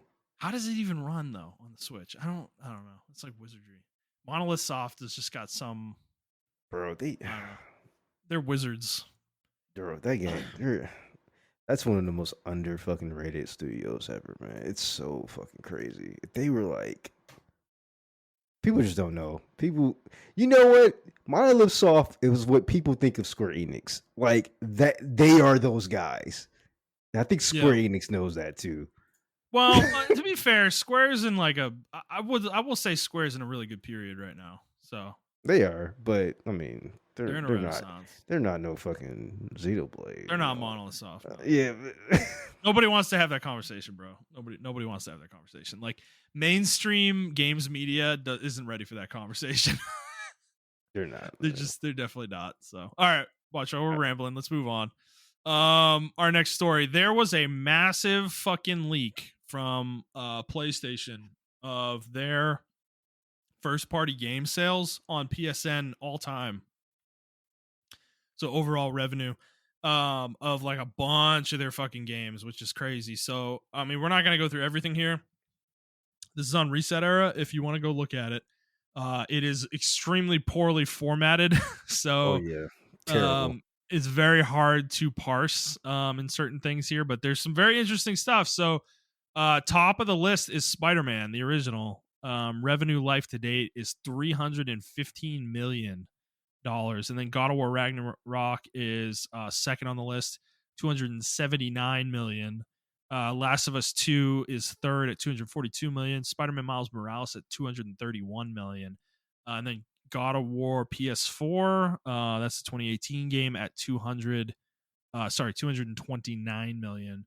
And then Ghost of Tsushima at 215 million. So this doesn't include physical. This is just digital sales on PSN, but um I'm gonna bet that these trends would probably continue if we included the numbers. Like the rankings would probably be very similar. Mm-hmm. Uh, you know what I found interesting? If you go into some of the later pages, like the 300s and stuff, these are like old games, and they have a Oh yeah, no, lifetime it sales goes for all the them. way back, dude. This leak was like lifetime PSN sales. Like This it is goes all the way back to like 2006, I think. wow. So that many people bought fucking. It's one game that just sticks out to me because I have a special place in my heart, and that's fucking SOCOM Navy SEALs. And that game actually made a decent amount of money on Yeah. the PSN. Like it made almost 500 grand. I don't know. I think that's I mean, kind of that's noteworthy. not great for Sony though. I I mean, mean, I'm some of pretty these sure games on here, dude, like Twisted Metal 2 on PSN made 1.8 million, which is interesting. which is probably why they wanted to remake that game. Yeah. But then like, oh my god, there's like, dude, it's a very interesting list here. But I want to stick with the top real quick. So Okay. Horizon is interesting because this is like the Golden Child franchise, and this is the 7th and 8th slots of this list are Horizon 1 at 160 million, and then Horizon Forbidden West at 150 million.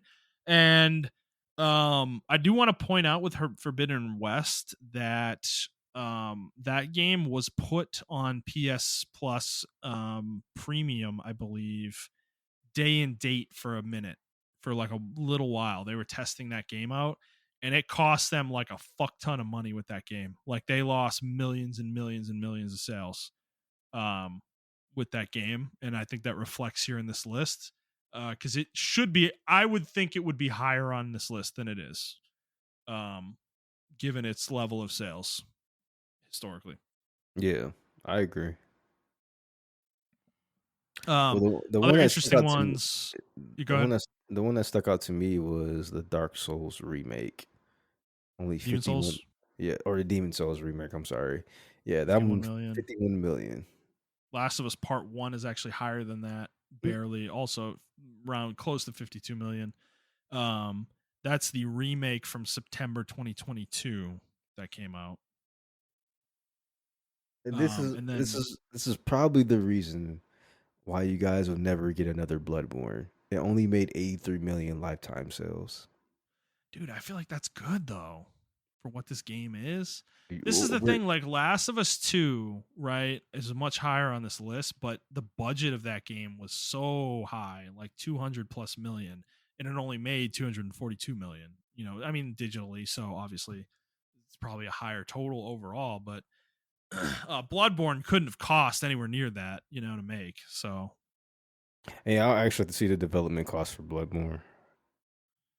um Returnal 32 million, which is fucked because it's underneath God of War 3 remastered 34 million. I mean, that's been on the market much longer, but still, like, man, game making less money than a remaster. It's like even Until Dawn around 30 million on that one. Um Neo 2. Oh, this is an interesting one. Neo 2, Neo and Neo 2. What do you think the sales of those are? I'm not sure where do you see that one at. It's on the second page, but don't look. I want you to guess.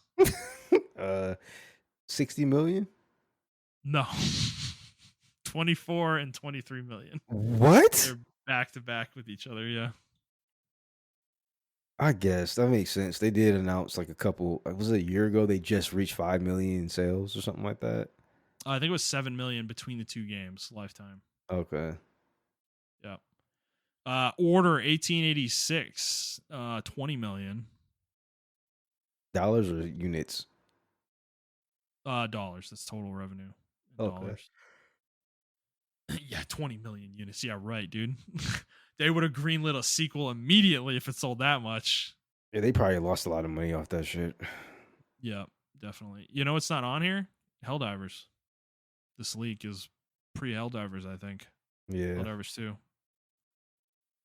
That kind of sucks because that'll probably be close to the top of the list now, actually, which is hilarious to think about. Wow. Killzone only made 12 million. Yeah. No, the bottom is where things get really interesting. The very bottom of this list. There's a PS3 Classic Dual Pack. This is the last game listed, Medieval / Siphon Filter, and it has $60 of revenue made. Which is like, what the fuck? And then Kill Strain, which we talked about pre-show. This was like a top-down MOBA style, like live service game. $1,565. I said that correct. $1,500 Wow. made digitally. I'm pretty Jet- sure that was a game that didn't have a physical version. So, Yeah. yikes. What else is on here? Some of these games, bro, like Monster Bag, Fuku Fuku. What the fuck? What are these fucking games? That Oh deep cut, man. man. You know nothing about that, man. Yeah. Yeah. Some, No, I they definitely don't. probably got some fucking Reddit that's dedicated to it and shit. Drawn to Death, which was David Jaffe's last game, $45,213. Yeah, I checked the gameplay. I can see why I only made that much money. Yeah. Yeah. I'm pretty sure that one was digital only too. Let's see what else is in here.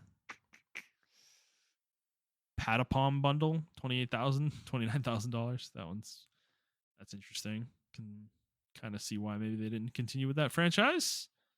Ape Escape 3 made $170,000.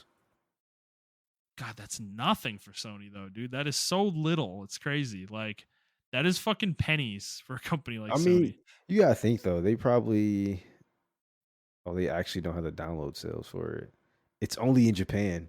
A lot of people didn't no one downloaded over here, actually. What the fuck?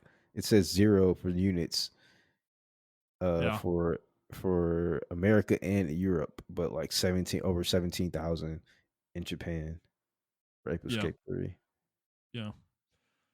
Let's see. Yeah, A lot of Ape Escape games. I didn't realize there were this many Ape Escape games. I didn't either. I thought it stopped with 3. They just kept making them. I guess Konami's a fucking. Demon Souls, the original Demon Souls, $263,000. That's it. Yep. I mean, remember when it came out? This was when physical was still like the vast majority of games. Yeah, that's true. That's true. Yeah. It's still interesting though, life to date though. You know, over 15 years of time that game only made that much. You know, digitally. Let's see. Anything else in here? Any other interesting ones? It's an interesting list. It's just a lot of games people aren't going to know though. Like the vast Yeah. majority of what's in here, definitely. Yeah, I think if you guys read this, the top of the list would be the more interesting part. There's a lot more current games and even PS3 games that were digital only. But even like the PS3 games, we can't really go by those digital only because a lot of people were still buying physical back then. So yeah, they're too old. I yeah, wish this was like a live spreadsheet that we could like sort ourselves, you know. yeah. Because I would sort by release date. That would be the most interesting thing to see, like going I, from I don't now know why this down. leak didn't do that. Fucking asshole. Yeah, I don't know. You're gonna leak it right. The fuck? Leak it right, bitch. God. Yeah. Beyond Two Souls, $2 million. That's crazy. Deserved it. That's fucking crazy, It was not a good game. I did. I'm sorry. I didn't feel like watching the movie. So, yeah. Fair enough. All right. Well, if you guys want to check it out, it's on Reset Era. Definitely very interesting for sure. All right, Montrell, moving on. We were talking about Square Enix. That's our next story. Square Enix has lost $140 million due to what they are calling content abandonment, meaning that they have canceled a bunch of unannounced games, essentially. And as such, have eaten the losses of the development costs up to this point of those games. We don't know what games were cut. They didn't announce anything that we know of. So I don't know. I mean, it's interesting. It seems like they have said that they want to focus on less games that are of higher quality is what they want to do. So, what do you think of that strategy? Um, I think it's actually cool. I mean, we've been saying that companies need to focus up, and it looks like they are focusing up instead of trying to. It is going to suck though because that means they're not going to dabble into like none of their hidden franchises that they have. So we might just get more Final Fantasy content or whatever. But it'll be better because I feel like we'll get more Final Fantasy and maybe Kingdom Hearts content. Because to me, that's their 2 biggest IPs at this point. Man, give me more Tactics Ogre, bro. I need another Tactics Ogre game. I need Yeah, like a sequel in this franchise. we It's might never gonna not get happen. stuff like that. Unfortunately, we actually, you know, what? I lied. We might get stuff like that on like the Switch or the Switch 2 Yeah, or whatever the fuck, you know. I feel like Tactics Ogre is worth pursuing. I think there's enough interest in the franchise for them to do it. I don't know. I just I think the strategy makes sense to me. Do you remember a couple of years ago where their release schedule was like completely insane? Yeah. Where they were releasing a game like almost every week for the entire year, like, and they were releasing games competing with themselves within the same month and shit. Like it was just completely absurd, you know. So I think this makes sense for them overall, Yeah. and frankly, I think this is kind of where I want Square to be. To be honest, as much as I want a Tactics Ogre game, like they're kind of at their best when they're going big, you know. Yeah. And I think accelerating how quickly we get Kingdom Hearts 4 is definitely not a bad call. I No, would I agree say with you. I definitely so. agree. Yeah, but 140 million though, it's a lot. They're a weird company. I don't know. All right. Anything else you want to say on this one? No, that's it. All right, moving on. Helldivers 2. They have had quite the week since the weekend. So them and Sony, Arrowhead Studios and Sony announced last weekend. I think it was right before the weekend that players on PC were going to have to make a PSN account and link it to the game in order to continue playing the game.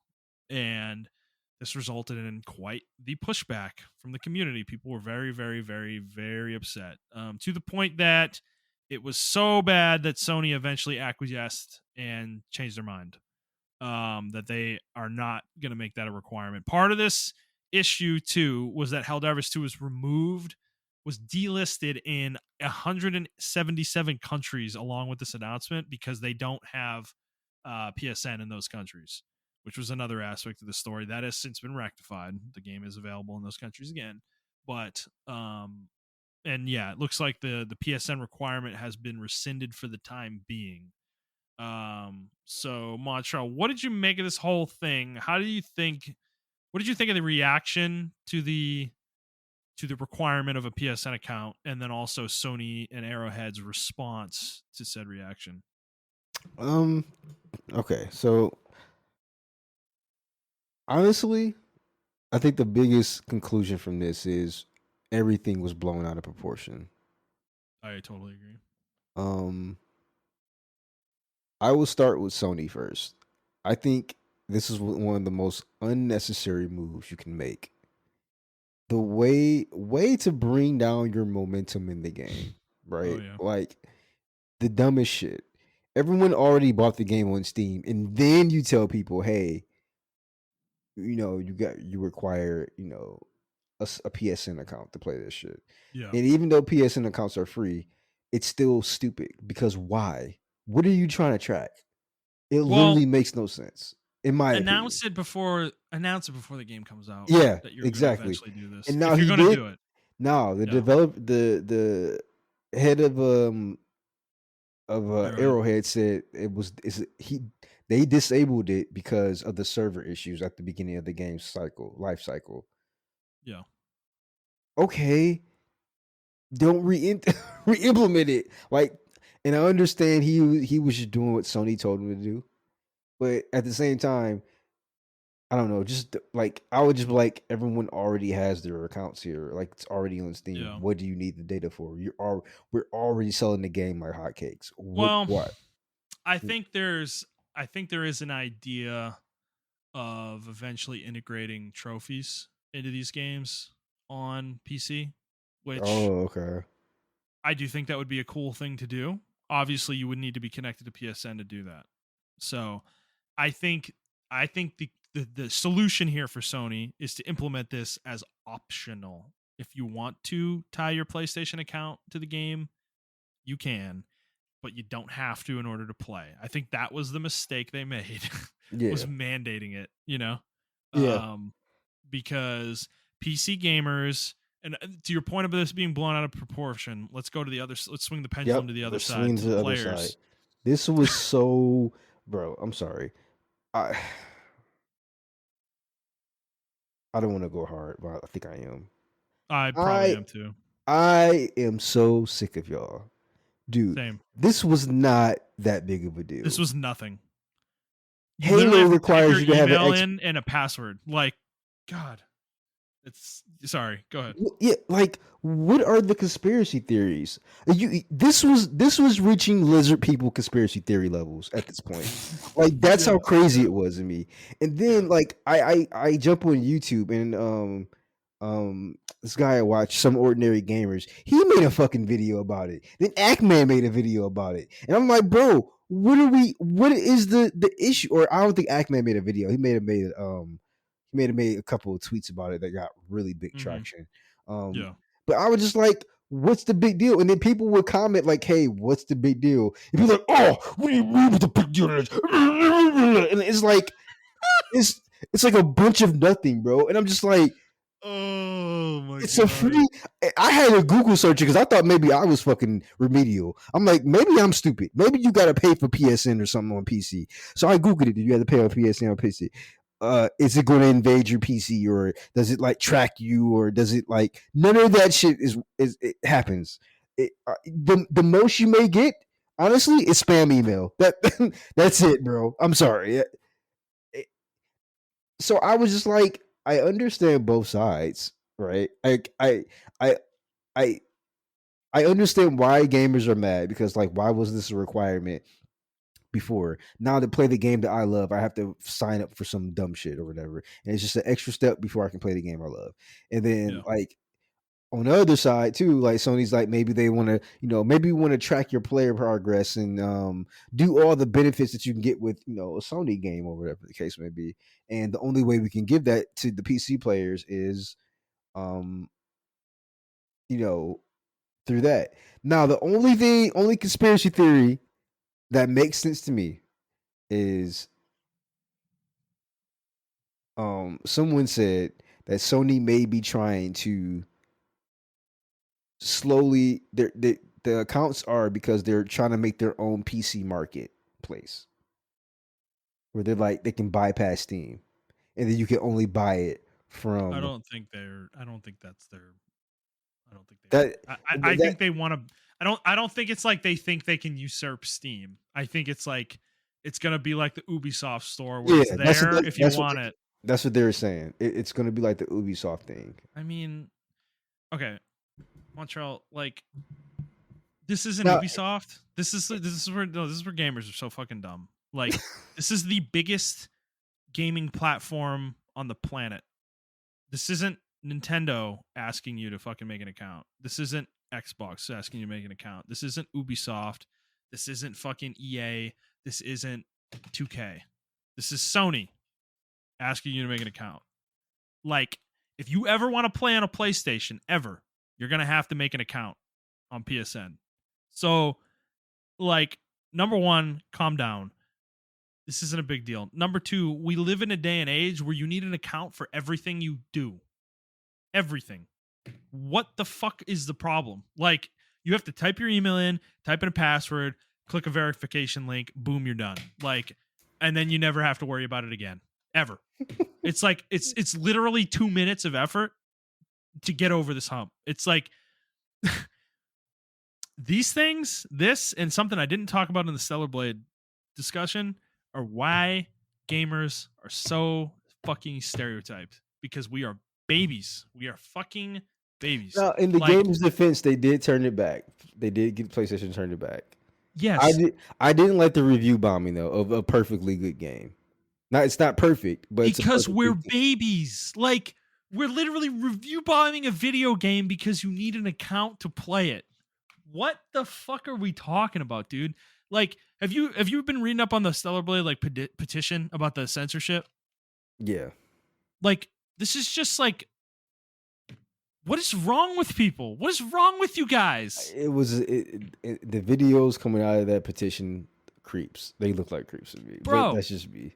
Bro, It looked like this is why gamers are stereotyped. I was just about to this say that. Behavior, That this looked like the exact stereotypical behavior. gamer. Yeah, yeah. No, you're this right. exact behavior that we're gonna fucking have 100,000 people sign a fucking petition about Eve's boobies not being out as much as they were fucking like one patch ago. Like, bro, if you play the game, there are plenty of outfits where her boobies are out.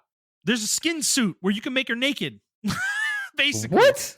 she doesn't have nipples, Oh, but okay. she's pretty much naked. Yeah. There are outfits where she has full on side boob, like straight up the whole boob. You can see like pretty much the whole thing. Like, there's a bunny outfit. There are maid outfits. What are you complaining about? I might play So that maid outfit. this is the same, like, this is kind of the same area for this Helldivers 2 thing. Is like the level of effort that Sony and Arrowhead are asking you to go through is not worth the amount, is just not commensurate to the amount of outrage that it generated. Like, you know it really pissed me off that Arrowhead was caught in the middle of it. This is the one studio. I agree. Dude, their Yeah, community manager got fired because of this shit. Did you see that? Yeah, I heard it was because he was telling everybody to review bomb. Yes. He was kind of encouraging people to do it because that's like how they get their voice heard or whatever, which probably shouldn't have done that. But Yeah, yeah. But again, that wouldn't have happened if the gamers didn't react the way they did. So I just we're like little kids who need everything to be our way. That's what the gaming industry, like the mainstream gamers are like, is we're the kid in the sandbox where we need everyone in the sandbox to conform to the way we want everybody to play in the sandbox. Like that's how we are. And it's I'm sorry. That energy is just annoying, frustrating, immature. Like guys, just grow up. You have an account for everything. You have an account for your bank. You have an account for Target. You have an account for your email. You have an account for GameStop. You have an account for Steam. You have an account for fucking every single thing you do in your life. Why is this one the one where you're going to draw the line? Like, I don't understand. It just confuses me to no end. Like, I guess like I work in technology, so I'm used to this. I use 18,000 passwords in my daily life, so I'm just used to this shit, I guess. So maybe I'm just numb to it and it doesn't bother me that much. Maybe there's some people out there who've pared their life down where they only have 5 accounts, and they only use 5 accounts, and adding a 6th one is like, oh my God, it's like, maybe there are plenty of people like that. I don't fucking know, dude. But to me, like, as somebody working in technology, this is just the way of the world, guys. Like, you want access to a company's products, you need to make an account with them.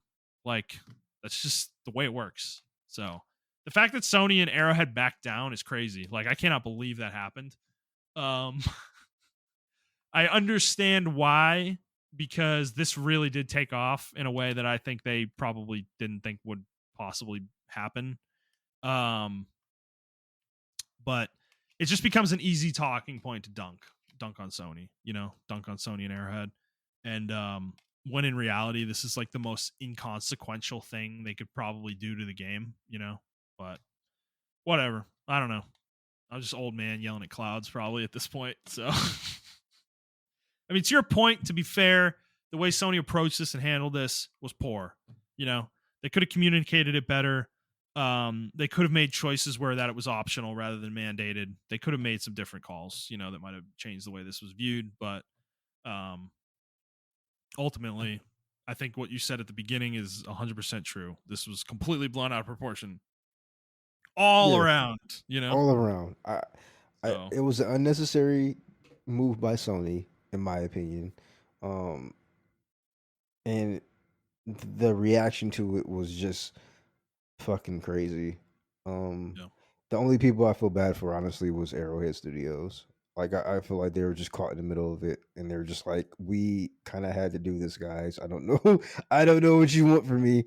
And yeah, I don't know it.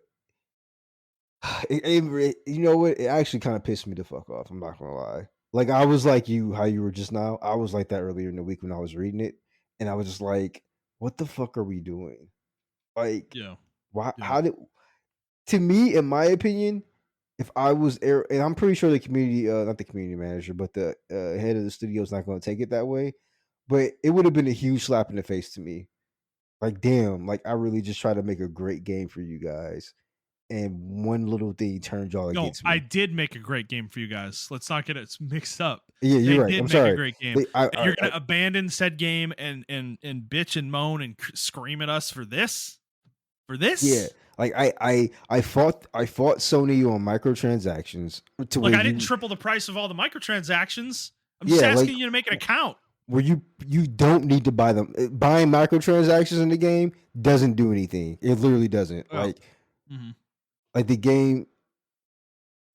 I don't know. It's just like I have the kind of like the perfect microtransaction system. I have the really great co-op gameplay and all this other shit like that. And yeah, one little thing that was mandated down to me, you turn against me on the drop of a dime and start review bombing my game to the point it got to like 60%. It got to mixed reviews on Steam. Wow, that's so fucking crazy. That's insane. So it's like, what are we doing, y'all? Did Steam leave those? Did they do anything about that? I can check again. I'm gonna check again. I'm gonna go look. Okay. Yeah, but like, what did we do? Like, I don't. What are we doing? They did let them. They are there. It's at 69% right now. Wow. Really? That's crazy, dude. Yeah. Like, what if I was a new? This is what I'm talking about. What if I was a new gamer? And I'm not terminally online like me and you, like me and Justin are, because we look at articles and stuff like that. So we are terminally online. But it's like, what if I wasn't terminally online? And I'm just like, yo, I heard about this Helldivers game. Let me check it out on Steam real quick. 69%. What the fuck? I'm not Yeah. gonna buy this shit. And I just keep Yeah. going. And you know why I got 69%? Because most people don't read the reviews like that. They're just gonna Yeah. see a 69 and they just keep going. Right. That's crazy to me. Are you fucking kidding me? That's fucking crazy to me. No, it's just like it's so discouraging to prospective developers too. Is to just see what the potential audience of your games acts like. You know, it's like these are not the kind of people you want to sell something to. Like, I'm sorry, it's just I don't know. It is what it is. I mean, I'm not saying you can't be mad about it. No, Like, there's definitely a way to voice your opinion. People are downvoting the game because now they're like rehire the community manager. So yeah, like, right. We've moved on to the next petition now, which is the community managers. Oh yeah, it's like I don't know. I mean, yeah, he did what he did, and yeah, he whatever, did what he dude. did. I bought this game, not recommended. 197 fucking hours on record. I bought this game on Steam with the intention of playing on Steam. Now I do not. Now I do not. I do not now, nor ever will I have a wow. My brain's going crazy. No, the writing is probably terrible. That's what it sounds Um, like.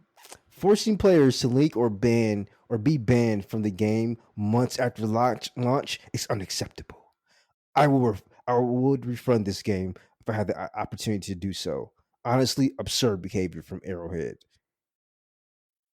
Again, Absurd. y'all, not 90. I'm sorry, 197 hours on work, because we can see how many hours the player has when they review a game.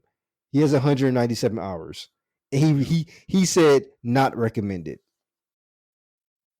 And then guess what? People awarded him. Take my points. Yeah. 11. That's pretty much like upvotes. Their version of upvotes. 1100 upvotes. 159 clevers. Golden unicorns, like these little medals that you can give out on Steam. Like, what the fuck are we doing, bro? I don't know. Like, I think I don't know if Asmongold had something to say about it as well. Um, He probably sided with the gamers. yeah, I don't know, man. I know Ackman did, which is kind of disappointing to me. Um, Well, dude, it's easy to do when it's gonna get you clout. yeah, I mean, I'm not saying that's what the reason they did it necessarily, but it's easier to have that opinion when you know it's gonna get you a million upvotes. So I don't know, man. I mean, it's gonna change within 30 days. It's gonna refresh because that's within the last 30 days.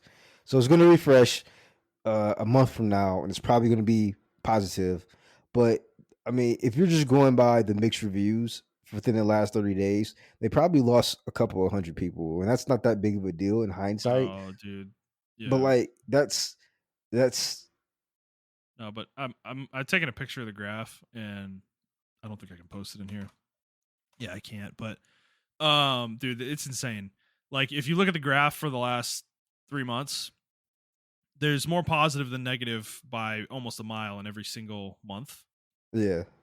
And then you look at this week or this past week and dude, the negative is like 2-1 on positive. And it's like it's more reviews than the game has gotten put together the entire time it's been out. You know? Like it's crazy. I don't know.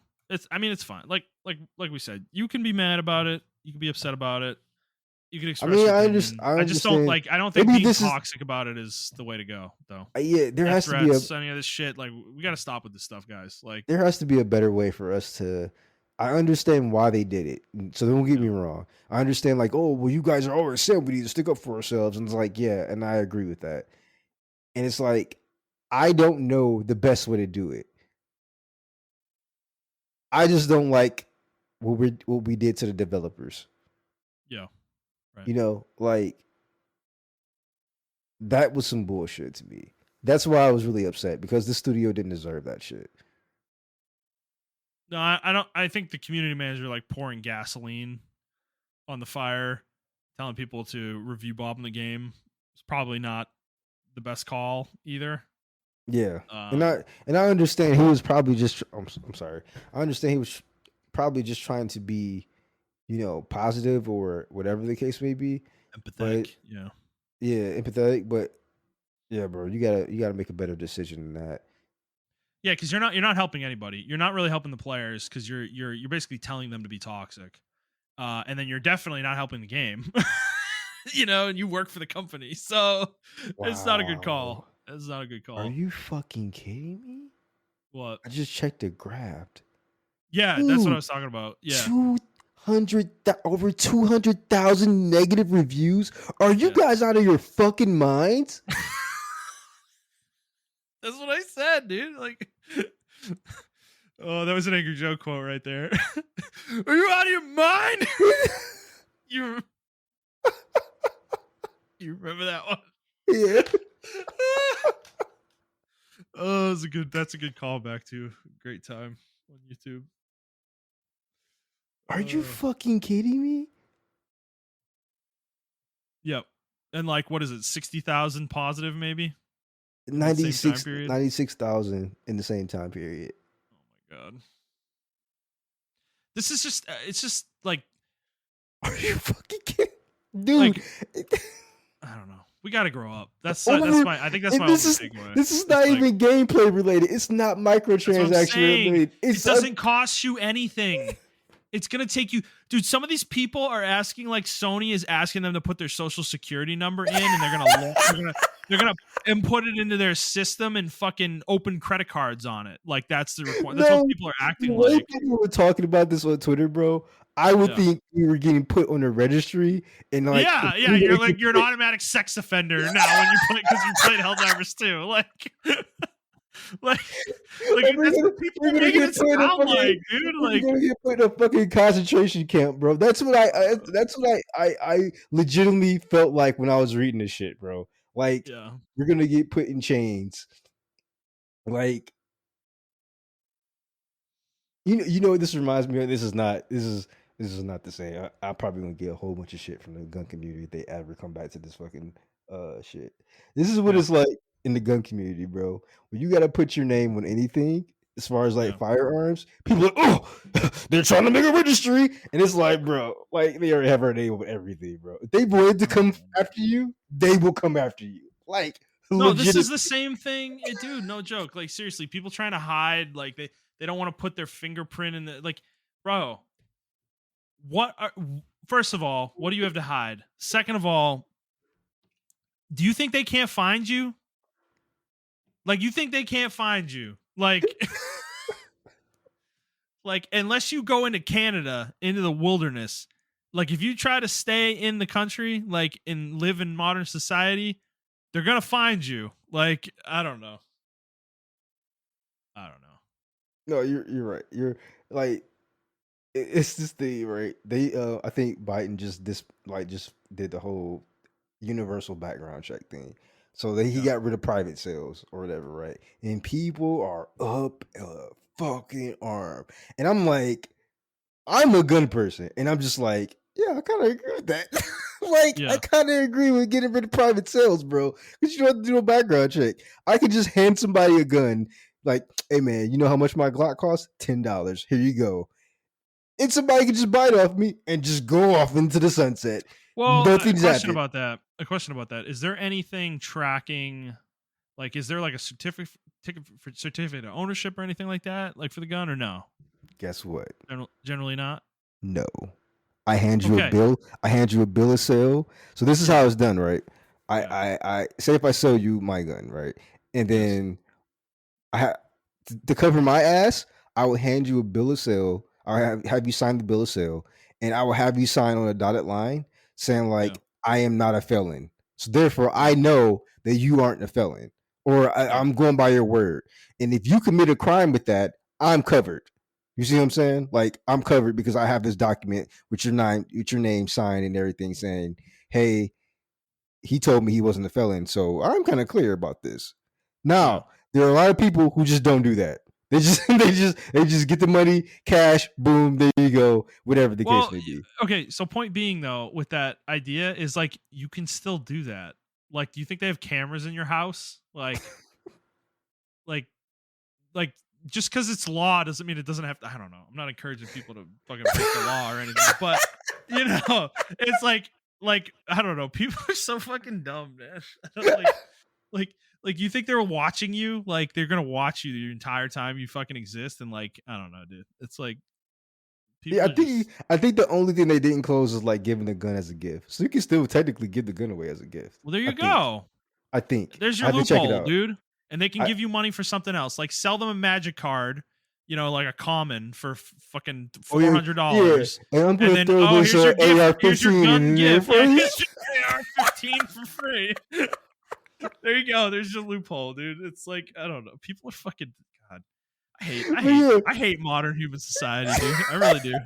It's but so yeah, fucking that's what this reminded me of, bro. It was like you're yeah, gonna put our names in a registry, like, bro. What are you yeah. fucking talking about? You're literally signed on to Steve. Like, what the No, fuck are I we mean, talking dude, about? exactly. What the fuck? Like we had this argument about Steam 20 years ago or 15 years ago. Like, what the fuck? Like you guys are on Steam. It's literally DRM. What are you mad about? Like, oh my god. Like I can't. I can't. Oh my Like god. you have an account to play on Steam. You already have an account to play on Steam. Like you're not mad about that? You're not mad that Valve requires you to have an account to play your video games? Like we've You been know, through this, guys. PC went through this already. yeah, How you short is remember your memory? Are you a fucking goldfish? Like, it was the same thing with Xbox. You remember the whole DRM thing with Xbox? bro, I can't play Warcraft 3 at its base level without disconnecting from the internet. Like the old version of Warcraft 3, the non-reforged version, I can't play that without being disconnected from the internet because the second I connect the game online, it's going to connect to Battle.net and then it's going to update to the reforged version of the game. That's with the disc, which I own What? for Really? Warcraft 3, Reign of Chaos, and Frozen Throne. And guess what? You don't hear me sitting here losing my fucking mind about that. Oh God, Sony needs me to have an account to play Helldivers. Oh, fucking like, dude, I can't. Like, I literally have to go out of my way to be able to play the original version of Warcraft 3, one of my favorite games of all time. Blizzard broke it that badly, and I got over it. It's fine. I moved on. That's probably their point, though. But to your point, you got over it because it's a fucking video game. Dude, it's just. It's a fucking. At the end of the day, y'all, these are video games. Like, I know we like to say, like, these are our lives. And these changed our lives. Yes, a couple of these games have changed my life. I love video games. But at the end of the fucking day, it's a hobby, bro. Like, I'm sorry, man. It's a hobby. Yeah. Like, I don't know why we're threatening error. Thank God we didn't get any kind of fucking death threats out this shit. Jesus, Pretty sure that probably did happen. You're right. What am I saying? I'm sorry. It's video games. Yeah, no, yeah. It definitely happened. There's very little chance it didn't. Yeah, I don't know, man. This story though really pissed me off. That kind of ruined my week. I'm not even gonna lie to you. And I know it's just video games, but I feel really bad for the developers because I was like, we finally got a win. You know what I'm saying? Like we finally got a good developer, a good win, who cares about the community, who cares about the gamers, who's making good products. And then we turn around and we slap him in the face. And that's probably why I guarantee you your top dollar, some other game company called them and said, like, hey, see, that's what happened to us, man. Like that's by the way they called him, like, hey, that's what happened to us. Remember our endings? That's what happened to us, man. Ubisoft called them too. It was like, yeah, man, you remember when we had the Ubisoft accounts that we required everyone to have? It happened there too. I That's mean, this is why we treat them the way we treat them. this is the thing. Because It's yeah. Context I, matters though. Like it, this it is does. PlayStation. Okay, this isn't Ubisoft. Like they're not the same thing. Like I don't know. I think people fear that they may become the same thing, but I feel like PlayStation's too big.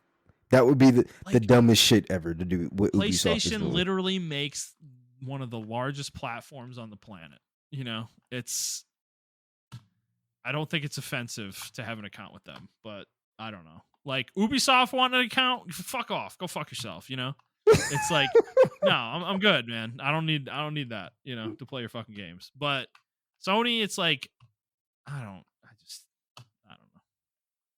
It's the same concept. Obviously, in a vacuum, they're the same thing. It's the same. Well, I mean, it is the same idea. concept, right? It is, you know, but it's like, and maybe this would be different if they told them up front, right? We're going to temporarily disable this feature because we need more players. We need players just to get in, you know, or whatever. Yeah, but the thing is, it was there at the launch.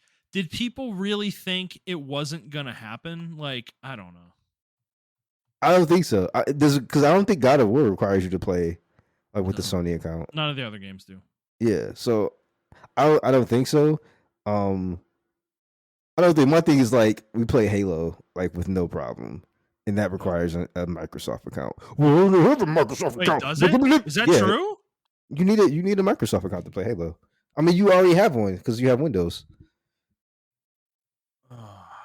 I guess that's technically true. Yeah. But see, like, okay, whatever, dude. Yeah. You need a Steam account. You need a Steam account on Steam. Like, it's the same thing. Why, like again, why aren't we mad about that? Oh, why? You want to know why? Because we had this argument fucking back in like 2006. Literally the same shit, man. And guess what? Valve won. We have Epic Game Store right now. Yeah. You need an Epic account to play Fortnite. Yep. You know what it is? I think Steam people are entitled because no, Apex, it is, dude. It's totally that. If Apex Sony, is like, if this game wasn't on Steam, of course it would require a PSN account. I mean, what are you even talking about? Like, and I don't even like using that word. I hate using entitled gamers, but this was kind of entitled right here. This was an entitlement thing. Like if DJ 100% said that about y'all, I would agree. Like this is entitlement. This is absolutely fucking insane. I didn't even cut you off. It's like baby brain rot. Like I don't know. Again, you have an account for your grocery store. Like that doesn't piss you off. Like I don't understand. Look at this, Justin. Look at this shit. Yeah. Listen to this. Sony ruined this game. And is continuously lying to their player base. Do not recommend. Product refunded. It said product refunded in orange. Guess how many hours the dude has on this fucking game? 250. 52 hours. You can't return the product after 2 hours into gameplay. How did you return the product, bro? 217 hours. I love this game. No. Yeah, go ahead. I love this game. Pure and joyous democracy spread across the galaxy with your friends. The variety of weapons and stratagems the game offers is one of the biggest selling points. You get to customize your loadouts to suit your playstyle, to handle specific threats. You know that would be present. The stratagem, blah, blah, blah, blah, blah, blah, blah, blah. 3 more paragraphs of this. Helldivers 2 is one of the best games to be released so far. It's just a shame that this update came out. I want to love this game, but I can't recommend it. Oh my god. It's unbelievable. No, that other guy, the 52-hour guy who refunded it, that is the epitome of being entitled. You got 52 hours of enjoyment out of this game, and you took it for free because, I mean, Steam clearly must have been like, okay, we don't want to deal with this guy. Here's your money back. Yeah. You know, you'd probably being a fucking baby in the support chat. You know, like a Karen. I'm sure, and the support person was like, whatever, it's $40. Have your money back. You know. But that is the epitome of entitlement. You literally just stole money from them, like from Arrowhead, you know, like straight up stole their money. Like it's fucking like it's bullshit. Like that is bullshit. So that's the epitome of entitlement. It's just I don't know. I don't know, man. After years of like defending gamers and everything, this is fucking insane. Like y'all just proved DJ right. My whole point that I've been making for like the last year and a half about gamers not being entitled has just been null and voided. Like y'all just proved this point. I cannot argue with DJ anymore because he's gonna bring this up right here. You remember that one time, Montrell, where they had to make a fucking PSN account and they got fucking mad? And I'm like, you know what? You're right. I can't say anything because then y'all can say like, well, Montrell, what about the countless times they did all this shit? It doesn't fucking matter. We had a game studio who was really ride or die for us, and you guys spat in their faces. One of y'all, even I'm pretty sure there's more that has over 200 hours that probably got their fucking product reviewed because they pestered the fucking Steam support guy or whatever. Yeah. That's fucking crazy to me. I'm sorry. Oh, we ruined it. Yeah, that's like, fucking crazy to me. I bet Arrowhead. I don't know. I mean, maybe they won't act differently, but it's going to be hard for them not to after this. I mean, they're definitely going to tread. They're definitely going to tread lightly now. They're definitely and you ruin the game when you do that. Like they're not going to go as hard, because they're going to be afraid of you guys. And then you're going to start You're going to start giving the game negative reviews because it's not the same as it was at launch. Oh, they used to be so fun. The developers would always interact with us and do this fun stuff. And it's like, they don't do that anymore. Oh, I wonder why.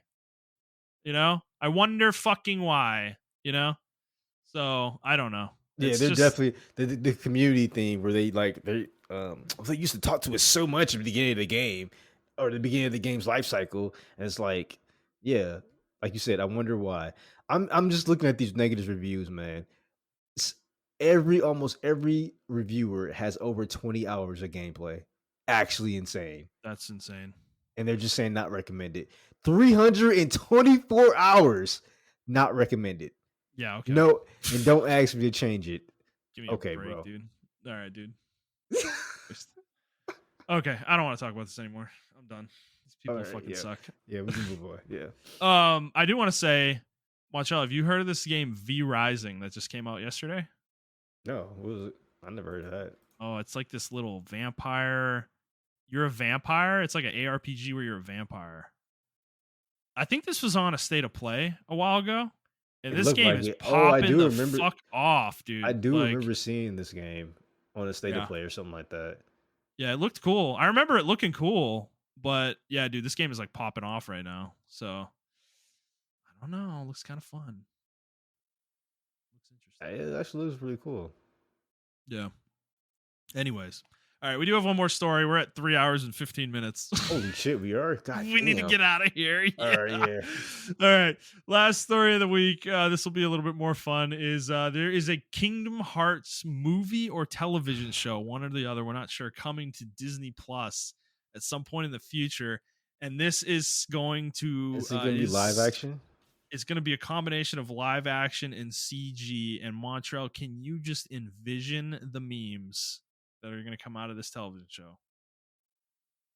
They're definitely going to need better writers.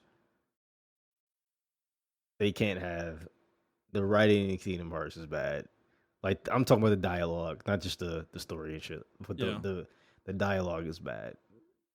Gosh, Sora, Jar Jar Binks is the worst character in Star Wars. They just talk so stupid. I mean, even when like Sora and Donald and Goop, or it's like Sora talking to like Riku in them, and I don't know, it's just weird. I will have you, my heart. Riku's the only cool character in Kingdom Hearts. I don't know. They kind of butchered him in Kingdom Hearts 3. They did. He was cool. No, he was cool. He was so cool in Dream Drop Distance. Oh my god.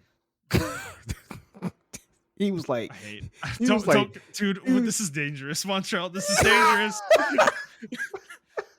we're entering the danger zone. Okay, yeah. I was saying anything. You're right. You're right. You're gonna get me back. You're spinning me up. All right, you're right. I don't know where they're gonna go with this TV show. Maybe expound upon like Destiny Island or something like that. Oh man. Oh god. I don't know. Like a weekly show where they go to different Disney worlds every week. That would, I mean, that'd be I cool. mean, that could be fun. Yeah, that could Yeah, be that'd be fun. really cool. I That actually could like be that fun. idea. Yeah. Or a I movie that rehashes one of the games, maybe? I don't know. I think they should go with the episodic shit. I don't like the idea of it being a movie. I think a movie could actually be fun. How though? It would have to be CG. I don't want to live act. I just think it shouldn't be live action. Maybe that's just me though. I would actually like an episodic like CG show. I don't want it to be live Can you action. can you imagine Montreal? Sora's gonna look so fucking dumb live action. He's not gonna be Sora. It's gonna look stupid, man. I'm sorry. Come with me for a moment. You want to talk about stupid? Can you imagine a Kingdom Hearts movie that comes out in 2027 and 40-year-old men are lining up in the movie theater dressed up as Sora? Justin, you know we're definitely gonna be there. I don't know why you're laughing. Like, because you're gonna be there. I know. I'm gonna be one of them. I know. I'm definitely gonna be one of them. I'm not gonna be dressed up, but I'm gonna be there. Oh my god! Yeah, I'm not gonna be dressed up. Definitely not. By the way, it is jarring when you go to a con. Not gonna lie to you, and I try not to be judgmental. It is jarring when you see grown ass men dressed up as Sora and they have like their 5 o'clock shadow showing. I'm like, bro, oh my god, you gotta let it go, brother. Like, it's yeah, man, let it go, brother. It's not. Let it go, brother. It's not giving Sora. I'm sorry, bro. It's giving like his dad. Well, bro, this is like, yeah, he dressed up as Sora's dad. Oh my god, we don't even know who Sora's dad is. You know, his mom though is a canon character because she has a voice line in Kingdom Hearts 1. Yeah, I remember that. When she calls him for dinner or something like that. Yeah. Yep. But we have no idea what they look like. Can you imagine the level of panic that the two of them must have in their lives that their son just randomly disappeared one day? Oh, all the kids. All of them. Yep. Kyrie. Kyrie, remember though, Kyrie came back. She did go back to school. Yeah. She did go back to school. Yeah. And then Axel showed up and was like, "Hey, Kyrie." Like a fucking pedophile. I think Axel's a pedophile, bro. He's like, "Hey, Kyrie, got it memorized." I don't know. I played the games recently again, and I was just like, yeah, when he shows up, he just grabs her fucking arm. I'm like, this is so crazy. And everybody's just okay with it. And I'm like, this is creepy, bro. Like, he looks like a grown ass man. Like, Axel is like absolutely, he's like the best character, but he's also just like a psychopath. He just comes out of these portals and he's like, "Hey, got it memorized." Oh my god. He's like picking on little kids. Like, I know. He's like 8 feet tall, dude. Like, I mean, he's getting picked up first in the pickup basketball game, you know? Like I don't know, man. Like, that's what I'm saying though. Like, how would you translate that shit? You're gonna need a dog ass writer. Dude, you're gonna need a dog ass writer, man. No, for real, because there's no way this is gonna be good, right? There's no shot this is gonna be good. This can't be good. There's no reality. I can actually see writers in the writer room like playing the game or like watching the game, sweating bullets. They're like, "What are we gonna do with this, man?" Yeah, exactly. Just like, what? Oh no. Oh, with the music and everything, dude. Oh my god. My thing is this, right? Like, they're gonna have to visit the Disney worlds and stuff like that, and like, let's say, by the grace of God, right? Even though people hate watch it, and then it gets greenlit for a second season, right? Because they did it with Velma. Velma got hate. It got hate watched so much that it got greenlit for a second season. Yeah. So it gets greenlit for a second season, right? My thing is this: what happens when you start going to like the realistic worlds, like Pirates of the Caribbean? Who's gonna play Jack Sparrow? Because he's an integral part of the story in Kingdom Hearts. Doing that. And you remember how bad the voice acting was for him in the games? It's awful. Kingdom Hearts 2, whoever was playing Jack Sparrow was. Oh, not only that, all the actors are old now. They're older now. Yeah. No, I know. Well, that's the other part is I was gonna mention that is like they kind of have like they have like lightning in a bottle right now. Like they kind of need to get this shit out as fast as humanly possible because yeah, some of these actors from these movies are, I mean, they're up there, man. Like they're not gonna be around much longer. So I don't know, because And yeah, I it did we, I mean they did a good job. I don't know, man. Like who's with all right, walk with me here. Walk okay, take me on a journey. what's his fucking name? Xandor, right? Oh, yeah, yeah. Movie's played by Samuel L. Jackson. Where's the Keyblade graveyard, motherfucker? I'm tired of these motherfucking heartless on my motherfucking Keyblade. Motherfucking Keyblade. Oh, look at this motherfucker here. Sorry, you think he gonna win?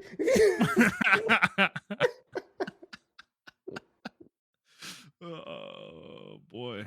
Oh, Kingdom Hearts is so fun. Oh, it's such a. I'm glad it exists. As mad as Kingdom Hearts 3 made me, I'm so happy it exists. You know, it really brings joy. It does. It's so fun to speculate about. You know, 'cause, yeah, you know, like we know Kingdom Hearts 4 is coming, right? I mean, they're going to Marvel, right? They're going to Star Wars. Like that's happening, right? That's like, those are happening. happening. Yeah, And that's like, 100%. how cringe do you think it's gonna be? Oh, it's gonna be super. It's gonna be Like- Marvel Avengers cringe. Yeah. Well, okay. All right. Hear me out on this one. You know how we speculated about Kingdom Hearts 3 that majority of the worlds in that game were meant to be promotional for movies that were coming out around that time? Yeah. Will it not be proven true if the Marvel world is about one of the movies coming out around that time? Not the Avengers. It's like not an Avengers storyline. I would say yes and no. I don't think they're gonna do like a Marvel's like for one of the upcoming movies because I feel like the MCU is on its way out the door anyway. Like they did like a Doctor Strange storyline with Sora. That would actually work. I mean, he has the little multi-world theory, so Yeah. Doctor Strange would actually work. Multiverse within a multiverse. Cool. Yeah. Let's do it. Yeah, I think that would actually work. That's what Kingdom Hearts definitely needs, more multiverses. Oh my god, Nomura was on fucking. How has his brain not exploded? I don't know. I have no idea. How does he keep it all straight? You know? Do you think he even knows his own lore at this point? Like, there's no way he can. It's way too convoluted. I don't think he does. There's no way he knows. You know? Like, bro, you know how mad I was at the end of Kingdom Hearts with the fucking box? What's in the fucking box? oh my god. Like, where else could you go with this? I don't know. Well, Star Wars. Like, what do you think they're gonna do? Original trilogy, prequels, or? I actually think Disney might force them to do the sequel trilogy. Yeah, I think Disney might force them to do that. If that happens, dude, I mean, that proves me right, doesn't it? Because no one would objectively go to the sequels if they had a choice, right? Facts. Like if you were making a Kingdom Hearts game, nobody would do that. Like you would definitely pick the original trilogy, 100%. Yeah, 100%. I'll even pick. I'll even pick the fucking the prequels. I think you could do the prequels. I think you could do the prequels too. Like you just go into the Clone Wars era and basically take like an episode from the series, essentially, like the animated show, and kind of like make that a Kingdom Hearts story. Yeah, you know? I because the reason I would choose the prequels, because believe it or not, Justin, we are fucking old. A lot of the younger generation, like Gen Z, they resonate with the prequels more than they do with the trilogy or with the original trilogy. Oh my like God. they love the prequels, bro. No, love the prequels. They do. Like, they resonate more. more. Dude, I'm a prequels defender, but I'm not gonna sit here and tell anybody that it's actually good. Like that it's like better than the original trilogy. You'll never hear me say that. The only one they don't like is with the good reason is Attack of the Clones. That's it. Okay. All right. Okay. I'll give them that then. Okay. If that's the prevailing opinion, then I mean I'm okay with the Gen Zers. Yeah, no, right? they genuinely Attack of the Clones is objectively one of the most dog shit movies ever created in human history. It is Okay, all fucking right, come horrible. on now. No, It's it's horrible, it's the worst Montrell. Star Wars movie. It's No, the it's worst Star Wars so movie. bad, dude. This is where the memes come from. Sand, it's so coarse, and the fucking Mario section where C-3PO is jumping around the lava world with Padme, like Is this the one where Anakin is looking at Padme and he has like it's the meme of him looking at her? yes, yes, yes, it is. Yes. All right, yeah, that is the worst one. Damn, I mean, somehow This movie Rise is of the, horrible. I can still watch that over Actually, okay. Rise of the I'm sorry. Skywalker. Yeah, I'm sorry. I gotta take it back. Rise of Skywalker is objectively one of the worst. It's probably the worst movie ever made. It's so bad. I hate that movie. Dog, when the dagger scene came up, I almost walked to the theater. Oh my god! I love the idea that the ancient Sith predicted what the crash the Death Star would look like on this planet. Everybody just went with it at the time. It's so ridiculous, dude. It's so fucking stupid. Movie's so dumb. And then like Finn and that girl and her tribe fighting on horseback on. That was character assassination. What they did to that character, man. That is so fucking crazy. He must have pissed off somebody up there because that was character assassination. You want to talk about character assassination? Rose Tico being relegated to the I got things to do here, guys. Go have fun without me. I want to go, but I gotta clean these air vents. It's I don't know. I mean, getting back to Kingdom Hearts. I just sorry. Know. Yeah, we got off topic. Yeah. Well, I mean, not really. We're talking about Star Wars. Yeah, we're talking about Star Wars, and I think they will do a timeline. They might actually do something creative where they because I think they did do this with one of the movies where they like kind of combined all three and made their own storyline within the storyline. If that makes any sense. Yeah. So they may do something like that to where like. The Heartless pull Darth Vader into like a time continuum where he's in the sequel trilogy or something like that. You know what I'm saying? I can definitely see it. Oh, that would actually be hilarious. And Kylo meets him. He's like, yeah, exactly. Kylo meets him, and then he has to like kind of fight him or something like that because his darkness is not dark enough. Well, Darth Vader's like, you're a bitch. You can't be my apprentice. Yeah, and that's how they. Yeah, exactly. That's how they kind of redeem themselves or something like that. Kylo has to like prove to him that he's not a bitch. Yeah. Yeah, I can see them doing that or whatever. And then like Darth Vader talks to Riku like, "Ooh, I can feel the darkness in you." I feel the dark side in this one. Yeah, because you remember Riku conquered the darkness. He can control both light and dark. So, but it's still there. Yeah, it's still there. But he can control it. No, we don't need, dude. No, you want to talk about character assassination? That would be character assassination if they had Riku go down a storyline of him getting corrupted again and like being a bad guy again. No, I can feel them. I can feel them doing it. We don't need that, man. We don't. I can feel like or they Sasuke him where he's like in Boruto, he's like on the side, like he's a fucking secret ops agent, and he does his own little fucking personal missions, and Naruto just doesn't fucking check him. Dog, Boruto's so fucking crazy. Sora. I need Sora to die, dude, and Riku becomes the main character. That's never gonna happen. Nope. That's never gonna happen. Sora's Goku, man. You know what? The only way that will work is if Sora in Kingdom Hearts 4 gets put to sleep again, and then Riku is the main character who has to save him. Give it to me. It's fine, even if it's temporary. I'll take it. Yeah, I'll take it. One game, I'll take it. Yeah. Shit. I'll take half a game like Dream Drop again. Yeah, man, that half of Riku, Dream Drop was that shit was so good, man. That was the Sora half was bad, but it's okay. Yeah, that Riku part, man. When you learned so much about the darkness and the Riku side, man. That was whoever wrote Riku side was in their bag when they wrote that shit. Yes, that was some good shit, man. 100%. All right. That's why Kingdom Hearts 3 was so disappointing because whoever wrote Dream Drop Distance genuinely did a good job. I thought Sora's arc was pretty good too. No, it was. I'm just joking around. I like the fact that he failed. It was great. It was like the one time in the series that's happened. Yeah. Because like I said, he is literally Goku. in the Kingdom Hearts universe. Like, he cannot lose. Like, he's always the hero. He's the one that saves the day every time. Like, Kingdom Hearts 3 was miserable because every time any side character was having a conflict, Sora came in and saved them, you know, and resolved it for them.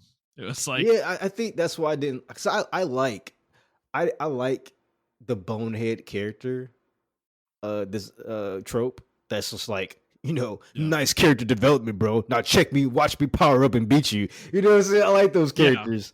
I love those characters. But the problem with Kingdom Hearts was like the side characters did have their own agency and they did have their own powers and can definitely measure up. And they purposely nerfed every character on the side just for Sora. Yes, and they needed Sora to come save them. And that includes Mickey, that includes Riku, Aqua, all these characters, dude. People that literally walk through the darkness. Who are bad motherfuckers, okay? Aqua is the baddest bitch in the entirety of Kingdom Hearts, dude. And she needed to be saved by Sora. Like, kill me. Like, please. She survived. This woman so long survived 10 years in the realm of darkness by herself and did not lose her mind. Like, I mean, she did kind of, I guess, but, you know, I don't know. No, they had to. They had to make her lose it at the end. But the problem was, to me, Sora and Riku didn't save her. I mean, I'm sorry, Riku and Miki didn't save her after looking for her. No, Sora had to come in through a portal and save them from her, and then save her too. Like, ugh, yeah, that was so annoying. That was one of the most frustrating moments in the game for me. So yeah, we can definitely see why I'm not really too excited about this show, man. No, definitely. They would have to like fall out the shit out of this show. Like, it's gonna have to be fucking good, bro. Like, the writers are gonna have to know their source material and everything, man. I love the opening line of this article I put in the doc. Kingdom Hearts is a confusing nightmare. Yeah. Beautiful disaster. Yep. 100%. All right, Montrell. Let's end it there. We've been going forever. Right. This is a meaty episode today. I'm going to close it out. If you guys like this episode, please like the show. Review the show. Subscribe to the show on whatever feed you're listening to it on. And please share it with your friends. If you'd like to interact with us on Twitter, you can do so at iTrapForTheHokage for Montrell. That is the number 4, not the word. I'm at ThunderNuts01. And the show is at The Player's Take. If you'd like to send us a question, you can do so on Twitter, or you can send us an email to theplayerstake01@gmail.com. And that is going to be it for us, guys. We hope you enjoyed this episode, and we will see you next week.